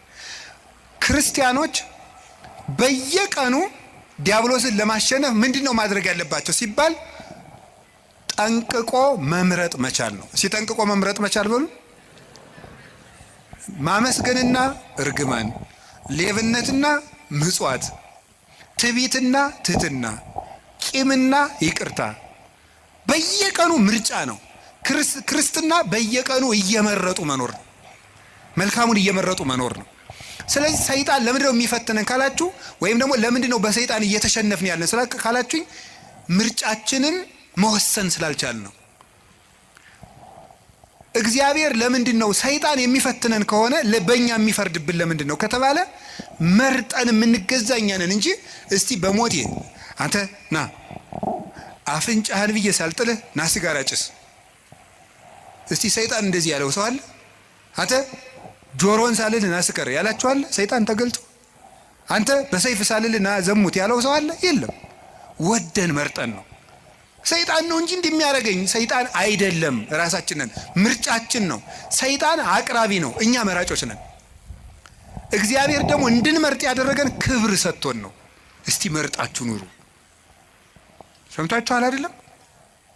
እንዲሁ ዝም ብሎ እግዚአብሔር ዝም ብሎ እንደ ራሳችን ኮምፒውተር እና ስልክ ዝም ብሎ በፓስወርድ የሚዘጋን የሚቆልፈን ሳይሆን ራስህን መዝጋት መክፈት የምትችል ልዩ ፍጡር አድርጌሃለሁ። የምትወስንበት ችሎታ እውቀት ሰጥቼ ህሊና ሰጥቼ የሚከስ እዚህ ውስጥ ደግሞ የሚያስታውስ ይሄ ነገር ክፉ ነው የሚል ሰጥቻለሁ። ምረጥ ነው። ታዲያ እንድንመርጥ አድርጎ ስለፈጠረን መልኩን ስለሰጠን ልናከብረው አይገባም እንዴ? እንዲሁ ዝም ብሎ እንደ በሬ ፕሮግራም ስላላደረገን በሬ በቃ እንዲሁ ነው ኑሩ ብሎታ ይኖራል። ምርጫ የለውም። የሚበላውም ምርጫ የለውም። ያው ይሄን የተወሰነለትን እንዲሁ ሰሞኑ ቲማቲም ልብላ ይላል በሬ ይላል። እስኪ ንገሪኝ። ኧረ እንዲሁ ሻዩ ላይ ቅርንፉድ ጨምሩበት ይላል በሬ አለ? ምርጫ አለው? እኛ እኮ መምረጥ ስለቻልን እኮ ነው። ይህ ደስ አይላችሁ? የምለብሰው እኔ ይሄኛው ነው፣ ይሄ እንዲህ አይነት ሸሚዝ ደስ አይለኝም እምትል እኮ መራጭ አድርጎ ስለፈጠረ ንጉሥ አድርጎን እኮ የፈጠረ በራስ እንድትወስን እንድንወስን አድርጎ አንግሶ ነው የፈጠረን። ሰብሰን ዘንጉስ ውእቱ እያይመረ ሰው ንጉስ ነበር አላወቀም ነው። ማንም ሳይወስንበት የሰው ልጅ ህይወቱን እንዲወስን እግዚአብሔር ስልጣን ሰጥቶታል። የመለኮት ተሳታፊ ነው። ሱታፊ አምላክ አለው። እግዚአብሔርን ይመስላል። እግዚአብሔር ሳያስገድደው በከመ ፈቀደ ይገብር ወበከመ ሀሌ ይፈጽም አልቦ ዘይብሎ ምን ተገበርከ ዘንተ አይሰምከው ዘንተ አሰነይከ። እግዚአብሔር እንደወደደ እንዲወስን ሰው እንደወደደ እንዲወስን ፈጥሮታል። ከቃሉ ጋር ናችሁ? ከቃሉ ጋር ናችሁ? ስለዚህ አሁን ሁላችሁም ሰይጣን እኛን እየገዛን ያለ በምንድን ነው ካላችሁ ነፃ ፈቃዳችንን ተጠቅሞ እስኪ በሉ አቤት። እንዲያውም አንድ ቅዱስ ዮሐንስ አፈወርቅ የሚለዋል እንዴ ውብ ሴት ባየህ ጊዜ እግዚአብሔርን ለምን ውብ አድርጎ ፈጠረ ትላለህ እንዴ ይላል። ታዲያ ምንድነው ማለት ያለብህ? የራስህን ፈቃድ ተቆጣጠር እንጂ እግዚአብሔር ለምን ውብ አድርጎ ፈጠረ ትላለህ እንዴ? ብረቱ ላይ ሄደህ እጅ ቢቆረጥ እግዚአብሔር ለምን ብረት ፈጠረ ትላለህ? ራስህ ባለማስተዋል ተቆርጠህ ማለት። ሰይጣንን የሚቀልድብን በምንድን ነው ካላችሁ በፈቃዳችን ነው። አሁንም ቢሆን በዚህ ዘመን የተሳሳቱ ስብከቶች አሉ። ሰይጣን ማንኛውም ሰው ላይ አለ የሚል ስብከት የለም። ሰይጣን ማንኛውም ሰው እየገዛው ነው፣ አይገዛውም። ነፃ ፈቃድህን ከተጠቀምክ ሰይጣን አይገዛችሁም። ፈቃድ እኔ ሰይጣንን አለ ይሁን ምን አለ መሰላችሁ? ቅዱስ ያዕቆብ ሲናገር ያዕቆብ ምዕራፍ 4 ቁጥር 4 እስከ 6 ሲናገር ምን አለ? ኦሆ በልዎ ለእግዚአብሔር እንብየ በልዎ ለጋኔን ወይርቅ እምኔክሙ። እግዚአብሔርን እሺ በሉት ጋኔንን እምቢ በሉት ከእናንተም ይርቃል ይላል። እግዚአብሔርን እሺ በሉት ጋኔንን እምቢ በሉት ከእናንተም ይርቃል። ሰይጣንን እምቢ በማለት ማራቅ ይቻላል። አልፈልግም በማለት በፍላጎታችን ሰይጣንን አለማቅረብ እንችላለን። በፍላጎታችን የእግዚአብሔር መሆን እንችላለን። የእግዚአብሔር መሆንም ፈቃድ ነው። አሁን አንድ ሰው ይላል እንዲሁ እግዚአብሔር እንዲሁ ጥሩ ሰው ቢያደርገኝ ይላል። እንዴ የወራችሁ እንዴ ሰው እኮ እንጨት አይደለም፣ በግድ አይጠረም። ፈቃድ ያለው ፍጡር ነው። አስፈቅዶ ነው የሚያድነህ። እንዲሁ እግዚአብሔር ሌሊቱን ሙሉ እንደው እንዳልተኛ ቢያደርገኝ አያደርግም እያልኳችሁ ነው። አያደርግም። ወደ መርጠ ነው ማድረግ። ለምን ያስገድዳል እግዚአብሔር? እንደ እግዚአብሔር ለምን ፈቃዱን ያጋጫል? ፈቃድ ሰጥቶ እንደገና ለምን ያስገድዳል? እንዲሁ እግዚአብሔር ዓለሙን ሁሉ ጥሩ ቢያደርገው ምን ችግር አለ? አያስገድድማ። ነፃ ፈቃዱንሳ እንደዚህ ያድርው። ከቃሉ ጋር ናችሁ? እግዚአብሔር ከሁላችን ጋር ይሁን። ስለዚህ እግዚአብሔር እንድንፈተን ያደረገን በምንድን ነው? ነፃ ፈቃዳት። ክርስቲያን ማለት በየቀኑ እየመረጡ መወሰን ማለት ነው። ክርስቶስ የሚወደውንና ለራስ የሚጠቅመንን ነገር መወሰን ነው። ውሳኔያችሁ ላይ ከተጠነቀቃችሁ ሰይጣንን ድል መንሳት ይቻላል ከእግዚአብሔር ቸርነት ጋር ማለት። እንዲሁ ይህን ስፖርት ጌታ ሆይ እንዲሁ ይህን ስፖርት አላቀኝ ትላላችሁ አትሉ? ትላለህ? እስኪ ስለ ስፖርት አላቀኝ ብሎ የጸለየ እስኪ ትላላችሁ? እንዲሁ ይህን ጂም የሚባል የሚዘጋ አምላክ ብሎ የሚያውቃለ? ለምንድን ነው ደስ ብሏችሁ የምትሰሩት? ስትራፖ እየያዛችሁ ደረቱ ጋር እየያዛችሁ ለምንድን ነው ያን የምትሰሩት? ለውጡን ስለምታስብ ደስ ብሎ ነው የምትሰራው። ጥንካሬ ስላለ ነገ ጠንካራ ሆናለሁ በደንብ ቶሎ አላረጅም እያላችሁ አይደል የምትሰሩት? ጎባጣ አልሆንም ቀጥ ብዬ እሄዳለሁ እያላችሁ ነው የምትሰሩት እኮ ማለት ነው። ስለዚህ እንደሚያጠነክር አውቀህ ነው። ነፍስህም እንደዚያው የራሷ ማጠንከር ያላት። ነፍስን የሚያጠነክራት ምንድን ነው ካላችሁ መከራ ነው የሚያጠነክራት። ወምንዳቤ አርሃበሊተ ሰፊ ልቡና የሚገኘው ከመፈተን ነው። ተፈትኖ የማያውቅ ሰው አትንኩኝ ባይ ነው። ከሰው ጋር መኖርም አይችልም። ስለዚህ እግዚአብሔር ከመከራ የተነሳ አሰፋልኝ ያለ ቅዱስ ዳዊት ለዚህ ነው።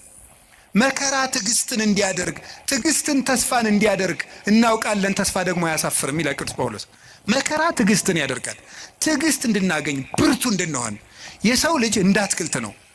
አረጋዊ መንፈሳዊ እንደሚናገረው አትክልት በፀሐይ ብቻ ማደግ አይችልም፣ ይደርቃል። በዝናብ ብቻ ማደግ አይችልም፣ ሽባ ይሆናል። ስለዚህ ዝናቡ ያበቅልና ያሳድገዋል፣ ፀሐዩ ያበስለውና እንዲያፈራ ያደርጋል። ስለዚህ ሐሩሩን መከራ አድርጉት፣ ዝናቡን ደግሞ የእግዚአብሔርን ቸርነት አድርጉት። ሰው ሁልጊዜ ቸርነቱን ብቻ ቢያደርግለት መከራ ሳይመጣበት ብቻ ቢጠብቀው የሰው ልጅ ልፍስፍስ ይሆናል፣ ሰነፍ ይሆናል። ዝም ብሎ መከራ ብቻ ቢመጣ ደግሞ ተስፋ ይቆርጣል። ስለዚህ እግዚአብሔር ምን ያደርጋል? ሰው አትክልት ነውና አትክልቱን ለማሳደግ ከመከራውም ጥቂት ጥበቃውንም ሳያቋርጥ ሁለቱንም እንዲፈራረቁ ያደርጋል። ክረምትና በጋን አላቋርጥም ብሎ ለኖህ የነገረው ይሄን ነው። ክረምትና በጋ መፈራረቃቸው ክረምት ብቻ በጋ ብቻም አይደለም። ክረምትም በጋም የራሳቸው ጥቅም አላቸው። በጋ መከራ ነው፣ ክረምት ደግሞ ቸርነት ነው። ሁለቱም ደግሞ ተፈራርቀው ይተረጎማሉ ተለውጠው። ስለዚህ እግዚአብሔር እንደዚህ የሚያደርገው ለምንድነው ሳለ እንድንበስል ከመመከራህ ለሃይማኖት ጥቅሙ ቅዱስ ጴጥሮስ እንደተናገረ ወርቅ የሚጠነክረው በመከራ ነው፣ ተፈትኖ ነው የሚጠነክረው። እኛም ጠንካራ ክርስቲያኖች እንድንሆን ስለሚፈልግ ክፉ ነገር ወደኛ እንዲመጣ ያደርጋል። ከቃሉ ጋር ናችሁ? እግዚአብሔር ከሁላችን ጋር ይሁን። ገበሬ እንዴት እርሻ እንደሚያስለምዱ ብታውቁ ተመስገን ነው። እኔ ገጠር ስላደኩኝ አባቶች ልጁን ቁጥቋጦ ለማስተማር አጣጥ አጋብ የሚባል እሾህ አለ። እጁን ያስጨብጠዋል። እሾሁን ነው የሚያስጨብጠው እኮ ያዘው ይለዋል። ከዚህ በኋላ ምን ይሆናል? መጨረሻ ላይ በቃ ምንም ነገር እልፍ የማይበሳው ይኖረዋል ማለት ነው። ወታደሮችን እንዴት እንደሚያሰለጥኗቸው ታውቃላችሁ አይደል? የታየኸው መጽሐፍ ቅዱስ ነግሮኝ ነው እንጂ እኔ ወታደር አላየሁም። ክርስትና ከተመሰለባቸው ምክንያቶች አንዱ ምንድነው? ወታደርነት፣ ውትድርና ነው፣ አርበኝነት ነው ያን የወከለው። ስለዚህ ለፍቶ ውሃ ጥሙን ችሎ ሩጦ ተሸክሞ እየሮጠ ተራራ እየወጣ ቁልቁለት እየወረደ በበረዶ እየረጠ በፀሐዩ እየሮጠ ነው የሚለምደው። ለምንድነው ሲባል ጠንካራ ድል የማይነሳ እንዲሆን ነው። እስመ ይኮነ ቀትልነ እምኀበ ሥጋ ወደም፣ ውጊያችን ከስጋና ከደም ጋር አይደለም። አላ ምስለ መኳንንት ርኩሳት እለ ይኮንንዎ፣ ለጽልመት ጨለማውን ከሚገዙት ከአጋንንት ጋር ነው ውጊያችን። ለስጋዊ ውጊያ ስጋዊ ብርታት እንደሚያስፈልገው ለመንፈሳዊ ውጊያ መንፈሳዊ ብርታት ያስፈልገዋል። እግዚአብሔር ለምንድን ነው ፈተና እንዲመጣ የሚያሰርገው ካላችሁኝ ሊያጠነክረን ስለሚፈልግ ነው። ወርቅ በእሳት ተፈትኖ እንደሚጠራ በመከራችሁ የተፈተነ ሃይማኖታችሁ ጌታችን መድኃኒታችን ኢየሱስ ክርስቶስ በመጣ ጊዜ በክብርና በምስጋና እንድትገለጡ ያደርጋችኋል ይላል። እስመ መከራሃ ለሃይማኖትክሙ ትትረከቡ ሀለወክሙ በስብሐት ወበውዳሴ አመ ያስተርኢ እግዚእነ ኢየሱስ ክርስቶስ ከመ ወርቅ ንጹሕ ዘይትበደር ሳመከርዎ በእሳት። በእሳት እንደተፈተነ ወርቅ ንጹሕ፣ በእሳት ተፈትኖ ንጹሕ የሆነ ወርቅ የተፈተነው እምነታችሁ ጌታችን ኢየሱስ ክርስቶስ በመጣ ጊዜ በክብር እንድትገለጡ ያደርጋችኋል ይላል። ስለዚህ ለምንድን ነው እንድንፈተን ያደርጋችኋል? እንድንጠነክር ነው። ከቃሉ ጋር ናችሁ? እግዚአብሔር ከሁላችን ጋር ይሁን። እግዚአብሔር ጠንካራ ያደርገን። መከራ ጥንካሬ፣ ትዕግስት ይሰጣል። ትዕግስት ተስፋ ይሰጣል። ተስፋ ደግሞ አያሳፍርም። ተስፋም ክርስቶስ ነው። ሶስተኛ 5 ናቸው። ከዚያ ጨርሳለሁ። ሶስተኛ ለምንድን ነው ጌታ በሰይጣን እንድንፈተን ወይም ሰይጣን እንዲፈትነን የሚፈቅድለት ለምንድን ነው ስትሉም ክርስቶስን እንድንመስል ነው። ክርስቶስን እንድንመስል ነው። ጌታችን መድኃኒታችን ኢየሱስ ክርስቶስን እንድንመስለው እንፈተናለን። ክርስቶስን መምሰል እምከመ አርአይነ ሕማመ ምስሌሁ ንኤሪ ክብረ ምስሌሁ። ከሱ ጋር መከራ ከተቀበልን፣ ከሱ ጋር ከሞትን፣ በመከራ ከተባበርን ከሱ ጋር እንነሳለን ይላል። ሕማምነ ዘለሰዓት ክብረ ወስብሐተ አፈድፍዶ ይገብር ለነ። የጊዜው መከራችን የዘላለም ክብርን አብዝቶ ያደርግልናልና ይላል ቅዱስ ጳውሎስ። የጊዜው መከራችን የሚለውን ፊሊጎስ የተባለ ሊቅ የሰዓት መከራችን ብሎ ያነባዋል። ለምን ነው ቅዱስ ጳውሎስ ስለ ክርስቶስ የምንቀበለው መከራ የሰዓት ያለው? እድሜ ዘመናችን ሁሉ የምንቀበለውን ፈተና ለምንድን ነው የሰዓት ፈተና ያለው ይልና ዓለም ከተፈጠረ ጀምሮ እስከሚያልፍ ድረስ የተፈጠረ የሰው ልጅ ሁሉ የሚቀበለው መከራ በመንግስተ ሰማያት ከሚያገኘው ደስታ አንጻር በጣም ትንሽ ነው። ያንዳችን ብቻ አይደለም። አዳም ከተፈጠረ ጀምሮ ዓለም እስከሚጠፋ ያለው በአጠቃላይ የሰው ልጅ የተቀበለው መከራ በሙሉ ቢደመር መንግስተ ሰማያትን ለደቂቃ አይቶ የመደሰትን ደስታ ያህል እንኳን ሊሆን አይችልም። ለደቂቃ እንኳን አይቶ የመደሰትን ያህል ንጽጽሩ ገብቷችኋል? መንግስተ ሰማያት እንዴት ያለች ውብ እንደሆነች ብታውቁ በእውነት ማለት እኔም አላውቃትም። በመጽሐፍ መንግስተ ሰማያት እንደው ምን አይነት ናት ሲባል ቅዱስ ዮሐንስ አፈወርቅ ኩሉ ክብራ ለወለተ ንጉሥ ሐሴቦን ይላል። እሺ የንጉሥ ልጅ ሀብቷ ስንት ነው? እስኪ የሚነግረኝ የንጉሥ ልጅ ሀብቷ ስንት ነው? ወይም የንጉሥ ልጅ ሀብቱ ስንት ነው? ይስጥልኝ። የንጉሥ ልጅ ሀብቱ ስንት ነው? ሁሉ ቤተ መንግስቱ ሁሉ የሱ ነው ነው። አረ እንደዚህ አይባልም፣ ዲሞክራሲ ነው እንዳትሉ ደግሞ። የንጉሱ ሁሉ የነሱ ነው ነው ያልኩኝ ነው። የንጉሥ ልጅ የንጉሱ ሁሉ የነሱ ነው። የንጉሱ ሁሉ በዚያ መስሎ ምን ማለት ነው? መንግስተ ሰማያት ሀብቷ ምን ያህል ነው ብትለኝ የእግዚአብሔር ሀብት ሁሉ ነው ሀብቷ ይላል። ለምሳሌ አሁን እዚህ የማስተማር ጸጋ ያለው አለ፣ የመምከር ጸጋ ያለው አለ፣ የመቀደስ ጸጋ ያለው አለ፣ ብዙ ጸጋ አለ፣ የመጻፍ ጸጋ ያለው አለ፣ ብዙ አሁን ተመልከቱ፣ በምድር ላይ ጸጋ ልዩ ልዩ ነው። ሁሉም ሰው እኩል ጸጋ አይኖረውም። መንግስተ ሰማያት ግን ሁሉም ሀብት ለሁሉም ሰው አለው ነው። መንግስተ ሰማያት የሌለ ነገር የለም። የሌለ ቢኖረን የምንለው ነገርም የለም።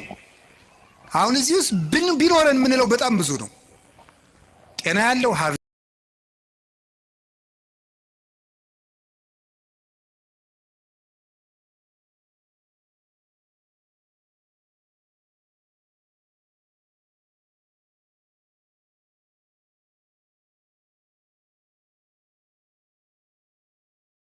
ሀብት ያለው ደግሞ እንጃ ምን እንደሚመኝ ብቻ ቢኖረኝ የሚለው ሁሉም አለው። መንግስተ ሰማያት ውስጥ ይሄ ቢኖረኝ ኑሮ የማታስብል ሙሉ ሀገር ናት ነው።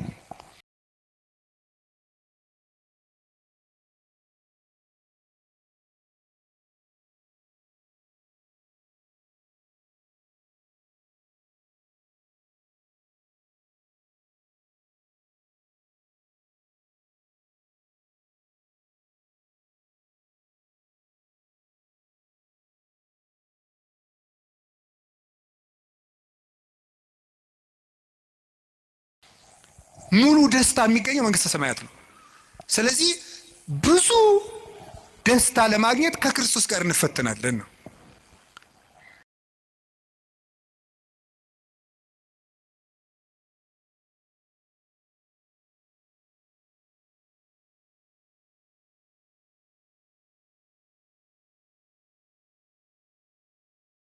ከክርስቶስ ጋር እንፈተናለን። ሱታፊ አምላክ ነው። ሱታፊ አምላክ ነው። ክርስቶስን የምንመስለው አንዱ በመከራው ነው። ዓርብን ከመሰል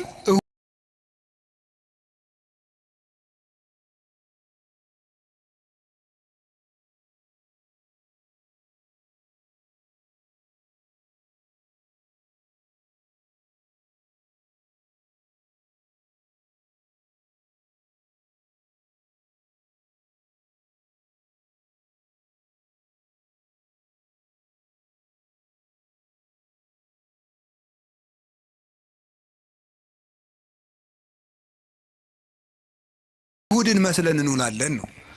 ዓርብ አብረነው ከተሰቀል እሁድ አብረነው ብርሃን እንለብሳለን። በክርስቶስ የምናምነው ትንሣኤ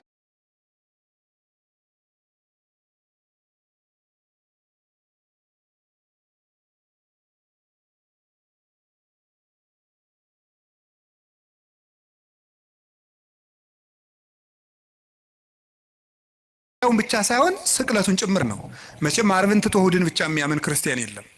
ዓርብንም እሁድንም የምናምን ከሆነ እሁድ ትንሣኤውን ደስ የሚለን ከሆነ ስቅለቱንም መውደድ አለብን። እንደዚያ ከሆነ እንደ ዓርብ ውሎው እንሰቀላለን፣ እንደ እሁድ እንነሳለን። ማንም ይሰቅለን? የገዛ ስጋችን ይሰቅለናል፣ ዘመዶቻችን ይሰቅሉ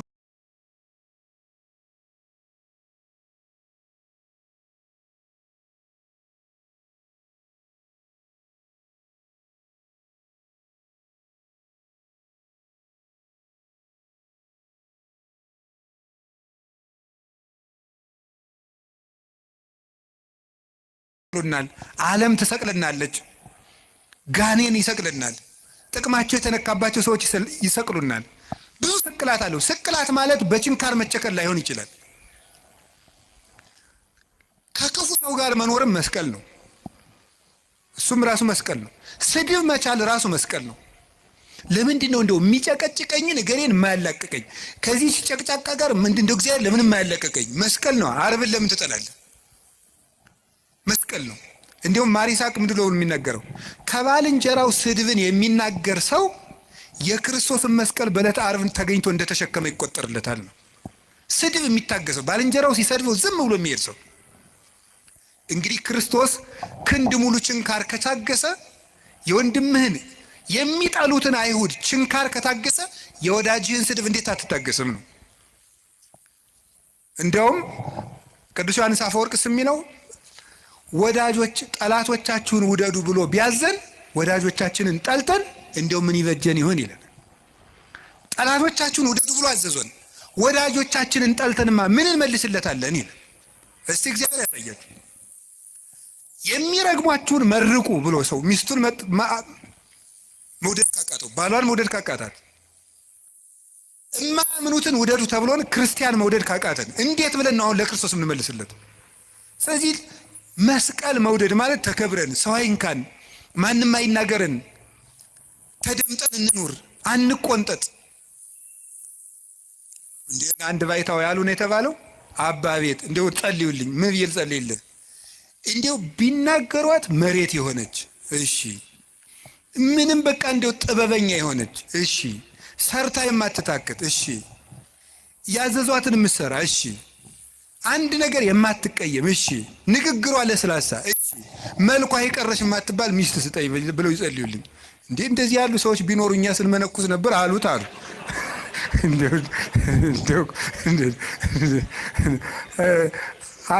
እንደዚህ አሉት ይባላል። እንደው ይገርማል እኮ።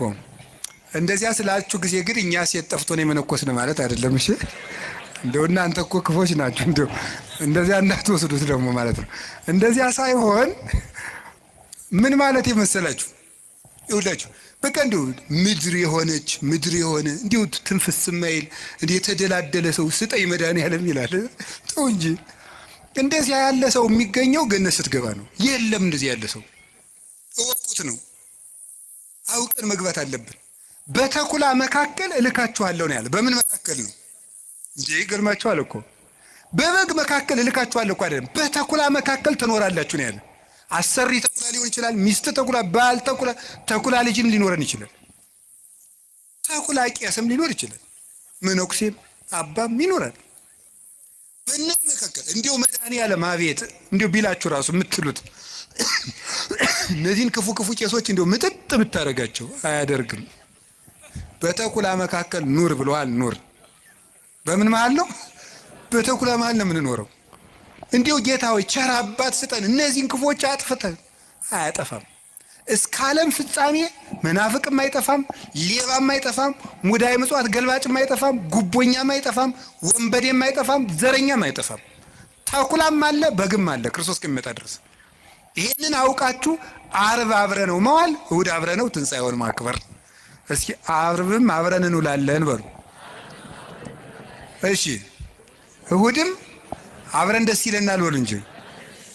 ዓርብ አብረነው እንቀበራለን በሉ። እሑድ አብረነው እንነሳለን። እስቲ ዓርብን ተወዷታላችሁ? ስቅለትን ተወዷታላችሁ?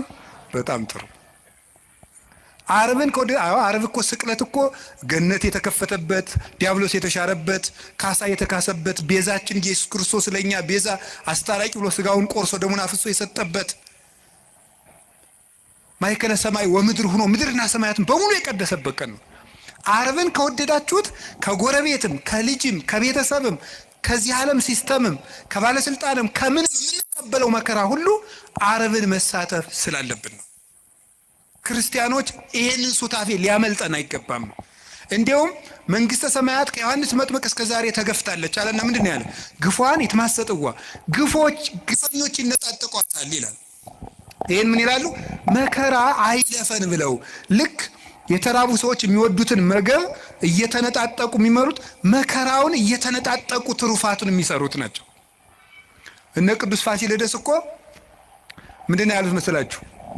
ይሄ ዲዮቅልጥያኖስን እንዲህ አሉት፣ እኛ ክርስቶስ እናምናለን አለ። አንተ ታምናለህ? አታምንም? አናምንም። አላምንም አለ። ከዚያ ምን አሉት መሰላችሁ? ክርስቶስን የሚያምንን ሰው እምትገል ሰው አይደለ፣ እኛን የማትገለን ከሆነ አንተን እንገላለን አሉት። እንዴ ምን ማለት ነው ይሄ? ክርስቶስን የሚያምን ሰው ይገላል። እነሱን ግን በስልጣናቸው ፈልቶ እነሱ ሰማዕትነትን እየፈለጉ አልገላቸዋል። ክርስቶስን የሚያምነውን ሁሉ ክርስቲያኖች ከገደልክ እኛም ክርስቲያኖች ነን፣ ክርስቲያኖች ያንን ለምን የማትገደል ብሎ እንዲገላቸው ያስፈራሩት ነበር። ሰማዕትነትን ከመውደዳቸው የተነሳ ማለት ነው። ስለዚህ ከክርስቶስ ጋር መሳተፍ እንዴት እድል ነው። ቅዱስ ጳውሎስ ምንድን ነው ያለ መሰላችሁ? ቢቻለኝስ በሞቱም እንኳን ልመስለው እወዳለሁ ነው ያለ። ቢቻለኝ በሞቱም ልመስለው እወዳለሁ። ለምን? የትንሣኤውን ኃይል አውቃለሁና፣ አብሬው እንደምነሳ አውቃለሁና። ስለዚህ ምንም ነገር በሽታ ሊሆን ይችላል፣ ማጣት ሊሆን ይችላል፣ እንግልት ሊሆን ይችላል፣ መገፋት ሊሆን ይችላል፣ ስም መጥፋት ሊሆን ይችላል። አርብ ነው። ማጣት ከሆነ ልጆቻችሁ ሞተውባችሁ ወይም ጥለዋችሁ ሄደው ክደዋችሁ ከሆነ የወለዶቻቸው መናፍቅ ሊሆኑ ይችላሉ። ጠብቁ። ግን ልጆቻችሁ ቢክዷችሁ ክርስቶስም ልጆቹ ክደውት ብለዋል። አርብ ክደውት ነው ያሉ። ከአንድ ከቅዱስ ዮሐንስ በቀር አናውቀውም ብለዋል። አታችሁ ከሆነ ክርስቶስም ልብሱን አጥቶ ተገፎ ነው ያለ። ስማችሁ ተጠፍቶ ከሆነ ክብር ምስጋና ይገውና ወንበዴ ሲባል ሲሰደብ ነው ያለ። ስሙ ኢየሱስም ሲሰደብ ውሏል። ቆስላችሁት ከሆነ የማይድን በሽታ ይዟችሁ ከሆነ እሱ ሲቆስል ነው ያለው። ይሄ ነው እሱ ጋር ነው የተሰቀል ነው። ስንጠመቅ እኮ ይውላችሁ ውሃ ውስጥ ቄሱ እንዲህ አድርጎ ውሃ ውስጥ የሚጨምረን ዋናው ምክንያት ምንድን ነው? ከክርስቶስ ጋር ተቀብረናል ማለት ነው። ብቅ የሚያደርገን ደግሞ ከክርስቶስ ጋር ተነስተናል። ከክርስቶስ ጋር ሱታፌ ነው እና ቅዱስ ጊዮርጊስ ያለው ምንድን ነው? መከራን ስላሳተፍከኝ አመሰግናለሁ ነበር የሚለው። አንድ መከራ ተቀብሎ ሲጨርስ፣ ቅድስት አርሴማ በእሳት ውስጥ ስተወርውራ ስትጨርስ፣ አንበሳ ተወርውራ ገርፈዋት ደብድበዋ ሲጨርሱ ጌታዬ ኢየሱስ ክርስቶስ መከራህን ስላሳተፍከኝ አመሰግናለሁ። አቡነ ተክለ ሃይማኖት የምታርፍበት ጊዜ ደርሷል ሲላቸው ጌታ መጥቶ ጌታዬ ኢየሱስ ክርስቶስ የምትወደኝ ከሆነ የዕለተ ዓርብ ውሎህን እንደ ቅዱስ ጊዮርጊስ አሳትፈኝ ነው ያሉት። ይህንን ተሳትፍ ሱታፌ ይፈልጉታል። ከክርስቶስ ጋር የሞተ ዘሐመ ምስለ ክርስቶስ ይነግስ ምስለ ክርስቶስ፣ ከክርስቶስ ጋር የታመመ ከክርስቶስ ጋር ይነግሳል ይላል ርቱዕ ሃይማኖት። ይህንን ለማድረግ ነው ጌታ መከራ እንድንቀበል ያደርገን። መከራውን አሳትፎ ትዕግስቱን አድሎ ትንሣኤውንም ያድለን መድኃኔዓለም። አራተኛ ነው ሶስተኛ ነው? አራተኛ ዲያብሎስ አቅም እንደሌለው ለማሳየት ነው እንዲፈትነን የሚፈቅድለት። ምንድን ነው ያልኳችሁ? በሉ እንጂ አይዟችሁ። ምን እንደሌለው ለማሳየት ነው? አቅም እንደሌለው ለማሳየት ነው። ዲያብሎስ አቅም የሌለው ደካማ መሆኑን ለማሳየት ነው። አቅም የለውም። የማቴዎስ ወንጌል ምዕራፍ 16 ቁጥር 19 ላይ ሲናገር ቅዱስ ጴጥሮስም ብሎታል፣ አንተ አለት ነህ፣ በአንተ አለትነት ላይ ቤተክርስቲያኔን እሰራታለሁ ብሎታል። አንተ አለት ነህ፣ በአንተ አለትነት ላይ ቤተክርስቲያኔን እሰራታለሁ አለና ምንናል የሲኦል ደጆችም ምን አይሏትም ነው ያለው? አይችሏትም። የሲኦል ደጆች ማለት ነው የገሃነም ደጆች አይችሏትም። ወደ ገሃነም የሚወስዱ በሮች የተባሉት አጋንንት ናቸው። በበር በኩል ወደ ቤት እንደሚገባው ወደ እሳት ቤት የሚወስዱ አጋንንት ናቸው። እነዚህ ቤተክርስቲያንን መቋቋም አይችሉም ነው። ቤተክርስቲያን ዲያብሎስ ሁሉንም አቅም ቢጠቀም ከክርስቶስ ቤተክርስቲያን በታች መሆኑን ለማሳየት ነው። ዲያብሎስ የክርስቶስን ቤተክርስቲያን ለማጥፋት ያልተጠቀመው ነገር የለም። ሁሉንም ነገር ያለውን ነገር ተጠቅሟል። ክደትን ተጠቅሟል። ናሪዎስን፣ ንስጥሮስን፣ ነሊዮንን ሌሎችንም ተጠቅሟል። ክደትን ተጠቅሟል። ስም ማጥፋትን ተጠቅሟል። ዱላን ተጠቅሟል። 12ቱን ሐዋርያት በዱላ ፈትኗቸዋል። ቶማስን ቆዳውን በማስገፈፍ፣ ቅዱስ ጴጥሮስን ዘቅዝቆ በማሰቀል፣ ቅዱስ ጳውሎስን አንገቱን በማስቆረጥ፣ ቅዱስ ዮሐንስን የፈላ በርሜል ውስጥ በመክተት፣ ቅዱስ ማትያስን እንደ አውሬ ሰው በሚበሉ ሰዎች ሀገር በመውሰድ ስጋውን ሊበሉት በመፈለግ ሁሉ አጋንንት ያደረባቸው ሰዎች በጣም ብዙ መከራ ተጠቅሟል። አሁንም የምታዩት ነው። በዘመነ ሰማዕታት 40 ዘመን ክርስቲያኖች እንዲሰቃዩ በሐዋርያውያን አበው ዘመን በሐዋርያት ዘመን ሲያልፍ በሐዋርያውያን አበው ዘመን እነ ቅዱስ አግናጢዮስ በተራበ አንበሳ እንዲበሉ በማድረግ እነ ቅዱስ ጊዮርጊስ እነ ቅዱስ ፋሲለደስ የተቀበሉትን መከራ ታውቃላችሁ። እነ ቅዱስ መርቆሬዎስ በብረት ምጣድ እየተጠበሱ ከውሻ ጋር ምግብ ሰጥተዋቸው አስርበው ሰንብተው ውሻውንም አስርበው ሰዎቹንም አስርበው ክርስቲያኖችን ሰንብተው ከውሻው ጋር ምግብ አቅርበው ሊበሉ ሲሉ ውሻው እንዲነክሳቸው በማድረግ ተነክሰው እጃቸውን ሲሰበስቡ ሰው እንዲስቅባቸው በማድረግ እናንተ ለኳስ የምትሰበሰቡበት ስታዲየም በዘመነ ሰማዕታት ጊዜ ክርስቲያኖች ሲሰቃዩ እያዩ ለመሳቅ የሚሰበሰቡ ሰዎች ይሰበሰቡ ነበር። ሲሰቃዩ ያሉ ለመሳቅ ያ ሁሉ ነገር ተደርጓል። በክርስቲያኖች ላይ ያልተደረገ ገደል ውስጥ ወርውረዋቸዋል። ከአንገታቸው ድንጋይ እያሰሩ ባህር ውስጥ ጥለዋቸዋል። በመጋዝ እኩል ቀኝ እጅና ግራጅ ቀኝ እጅና ቀኝ እግር ግራጅና ግራጅ እግር አንድ ላይ እንዲሰነጠቁ ተደርገዋል።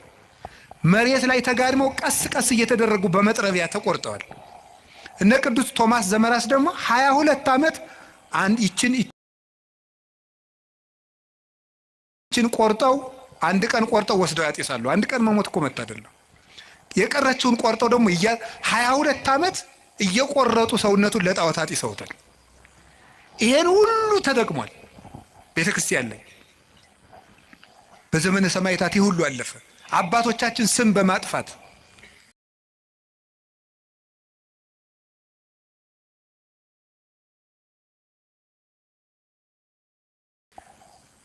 የጳጳሳትን ስም በማጥፋት የሊቃውንትን ስም በማጥፋት ለምሳሌ ቅዱስ አትናቴዎስን ሰውን እጁን ቆርጧል ብለውታል። ቅዱስ ቄርሎስን ሰው አስገድሏል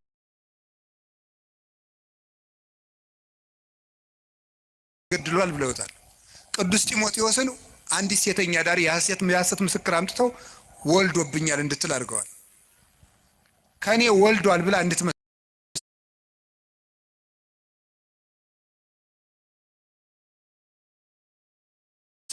ሳታውቀው እኮ ነው። ጢሞቴዎስ የሚባለው ጳጳስ ከኔ ወልዷል በይ ተባለች። አይ እሺ አለች። ተጠርታች። አንደኛው ሊቀ ጳጳስ መጣና እኔ ጢሞቴዎስ ነኝ ብሎ ስለማታውቀው እኔ ጢሞቴዎስ ነኝ ካንቺ ወለድኩ አዎ አለች። ሌላውን ሰው ነው ሌላውን ጳጳስ እንዴ ስም በማጥፋት ሁሉንም ነገር አድርገዋል። የኛ ክርስቲያንም የተጠቀመች የደረሰባን ታውቃላችሁ። በግራኝ ጊዜ የደረሰውን በዮዲት ጊዜ የደረሰውን የ40 ዓመት መከራ ሚስዮናውያን ያደረሱት መከራ በአፄ ሱስንዮስ የደረሰብን መከራ በዘመነ መሳፍንት የደረሰብን መከራ አሁንም ቤተክርስቲያን የምትቀበለው መከራ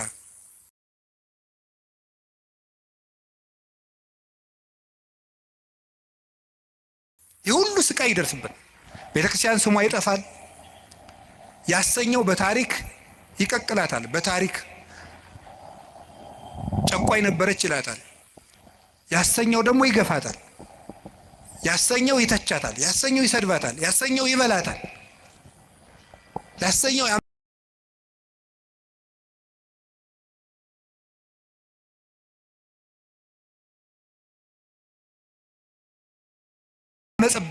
ያምጽባታል።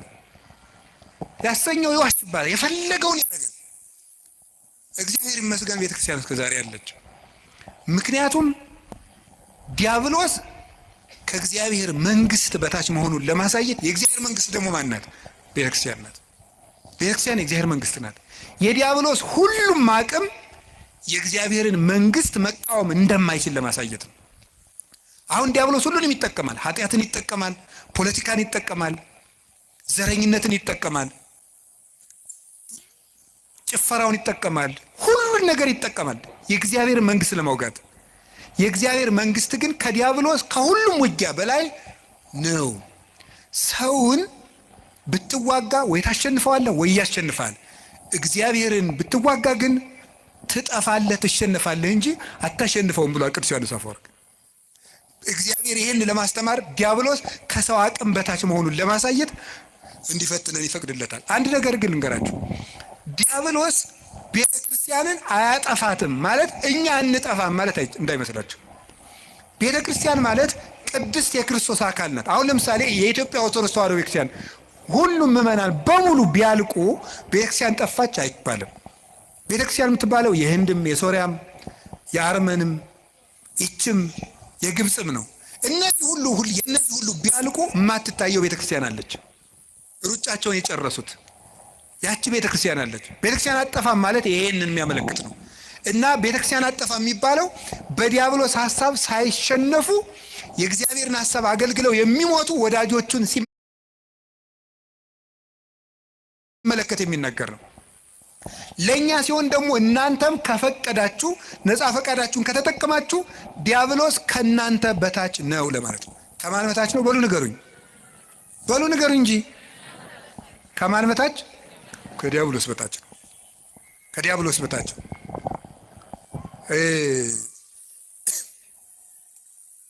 በጉልበት ያልተቻለ በእግዚአብሔር ይቻላል። ዲያብሎስ አሁን ዛሬ በጣም እኔ የገረመኝ በዚህ ዘመን የሚመጡ ሰዎች አንዳንዶቹ ምን ያደርጋሉ መሰላችሁ? ሁልጊዜ በቃ ሰይጣንን እንደማንችለው ያወሩናል። ሰይጣንን በቃ አንችለውም፣ በሆነ ታምራት ካልሆነ ሰይጣን እንዳይችል። ሰይጣን ከማንም ክርስቲያን በታች ነው። በሉ በሞት ይበሉላችሁ። ሰይጣን በሉ ከማንም ክርስቲያን በታች ምንድን ነው? በቃ እናንተ ሁላችሁም ክርስቲያኖች በሙሉ ምዕመናን በሙሉ ዲያብሎስን የማሸነፍ ስልጣን አለን። ፊልጵስዩስ ምዕራፍ 4 ቁጥር 6 ላይ ኩሎ እክል በዘውእቱ አክህለኒ ክርስቶስ፣ ኃይልን በሚሰጠኝ በክርስቶስ ሁሉን እችላለሁ። እስኪ በሉ ኃይልን በሚሰጠኝ በሉ በክርስቶስ በማን? በክርስቶስ ሁሉን እችላለሁ። ሁሉ ካለ ዘያምን ለሚያምን ሁሉ ይቻላል፣ የሚሳናችሁ ምንም የለም ብሎናል እኮ ክርስቶስ። የሚሳናችሁ ምንም የለም። ማንኛውም ክርስቲያን አማትቦ ጸልዮ ዲያብሎስን ማሸነፍ ይችላል። ግን አንድ ነገር ልንገራችሁ፣ በጸሎት የብዛት ዲያብሎስን አሸንፈዋለሁ ማለት ቀልድ ነው እንዴ? ምን ማለት ነው? ምን ማለት እንዴ? ጸሎት ሰይጣንን አያሸንፍም እያልክ ነው? አላልኩም። ሰይጣንን የሚያሸንፍልን እግዚአብሔር እንጂ ጸሎታችን አይደለም። ገብቷችኋል? የምንጸልየው ከእግዚአብሔር ጋር ለመሆን ነው እንጂ ዲያብሎስን ለመዋጋት አይደለም። አሁን ግልጽ ሆኖላችኋል? በገዳም መነኮሳት እንደመነኮሱ ገዳም እንደገቡ ምን ይሆናል መሰላችሁ? ወዲያው እንደመነኮሱ አካባቢ እንሽላሊት ምናምን እየመጣ ያስፈራራቸዋል። በጣም ክፉ ነው። እንሽላሊቱ እያለ ሁሉ ያስፈራራቸዋል። እንዲሁ ምንኩስና አሁን እንደዚህ መሽለምለም እንዳይመስላችሁ ቢጫ አድርጎ እንደገባ ነው ስቃይ። አሁን ከፈለገ ምን ያደርገው? እንሽላሊቱን ሲጸልይ ፊት ለፊቱ እንሽላሊት ይመጣል። ከዛ ሲበላ ደግሞ የቅድሙን እንሽላሊት ነው እኮ የምትበላ ይለዋል። ጦሙን እንዲውል ስለሚፈልግ ማለት ነው። ይዋጋዋል። እና ጀማሪ መነኩሴ ያልገባው ፈሊጥ ያላወቀው ምን ይላል መሰላችሁ? እንሽላሊቱ ማታ ሲመጣ ምንድን የሚያደርገው? ፍካሬ ዘጻድቃን ወዘኃጥአን መዝሙር ዘዳዊት ሃሌሉያ ሲል እንሽላሊቱ አላለቀም፣ አልሄድም አለ። ዞር ብሎ ያየዋል ደግሞ አለ ነው። 150 ነው የምዘልቀው ዛሬ። ሰብህ ወለእግዚአብሔር በቅዱሳኑ አልሄድም። በቃ እንደዚያ እያደረገ አይደል ነው። አሁን ደግሞ እስቲ እንታያለን። በስግደት ደግሞ 300 ሲሰግድ አለ። ለምንድን ነው የማይሸሸው ሲባል ይሄ ሰውዬ በሐሳቡ በምኑ ነው አሸንፈዋለሁ ብሎ የሚያስበው? በጸሎት በእግዚአብሔር ቸርነት ቢል ግን አንድ አቡነ ዘበሰማያት እንዳለ ይጠፋል። ስለዚህ ክርስቶስ ተኮር ክርስትና እንጂ ሰይጣን ተኮር ክርስትና የለም። ገባችሁ? ክርስቶስን ለማግኘት ጸልዩ እንጂ ሰይጣንን ለማሸነፍ እያላችሁ አትጸልዩ። አንድ አባት ያል ተናግረዋል። አንድ የበረሃ አባት ሰይጣንን እያሰብክ የምትጸልይ ከሆነ አታሸንፈውም፣ በጉልበት አትሸንፈውም። እንዲሁም ምን ብሎ ይናገር? 20ኛው ክፍለ ዘመን ላይ የጻፈ አባት ነው እና ምን ብሎ ይናገር መስላችሁ? አንተ ጥይት ብትተኩስ እሱ ኒውክሊየር ይተኩሳል ይላል። ከ50 ዓመት በፊት የተጻፈ መጽሐፍ ነው። ሰይጣንን ለማሸነፍ አንተ ጥይት ተኩስ ኒውክሊየር ተኩሳል። ለምን? የ7000 ዓመት የውጊያ ልምድ ያለው ጀግና ነው እሱ። አይሆንልህም። ሰይጣንን በጉልበት አሸንፉ። በቀን 400 ሰግዳለሁ ሰይጣንን እቀጠቅጠዋል ይላል አንዳንድ። ወረጣው 4 ሚሊዮን አድርገው አትቀጠቅጠው። ስግደት ቀንሱ አላልኩም፣ ስንፍናም አላስተማርኩም። በደንብ እንድትሰሙኝ ስለምፈልግ ግን በስግደታችን ብዛት በጸሎታችን ብዛት እናሸንፋለን ማለት ትዕቢት ነው። የሚያሸንፈው ማን ነው? ንገሩኝ። እግዚአብሔር ነው የሚያሸንፈው። እኔ ምክሉ ቅዱስ እንጦንስን እኮ መጡ።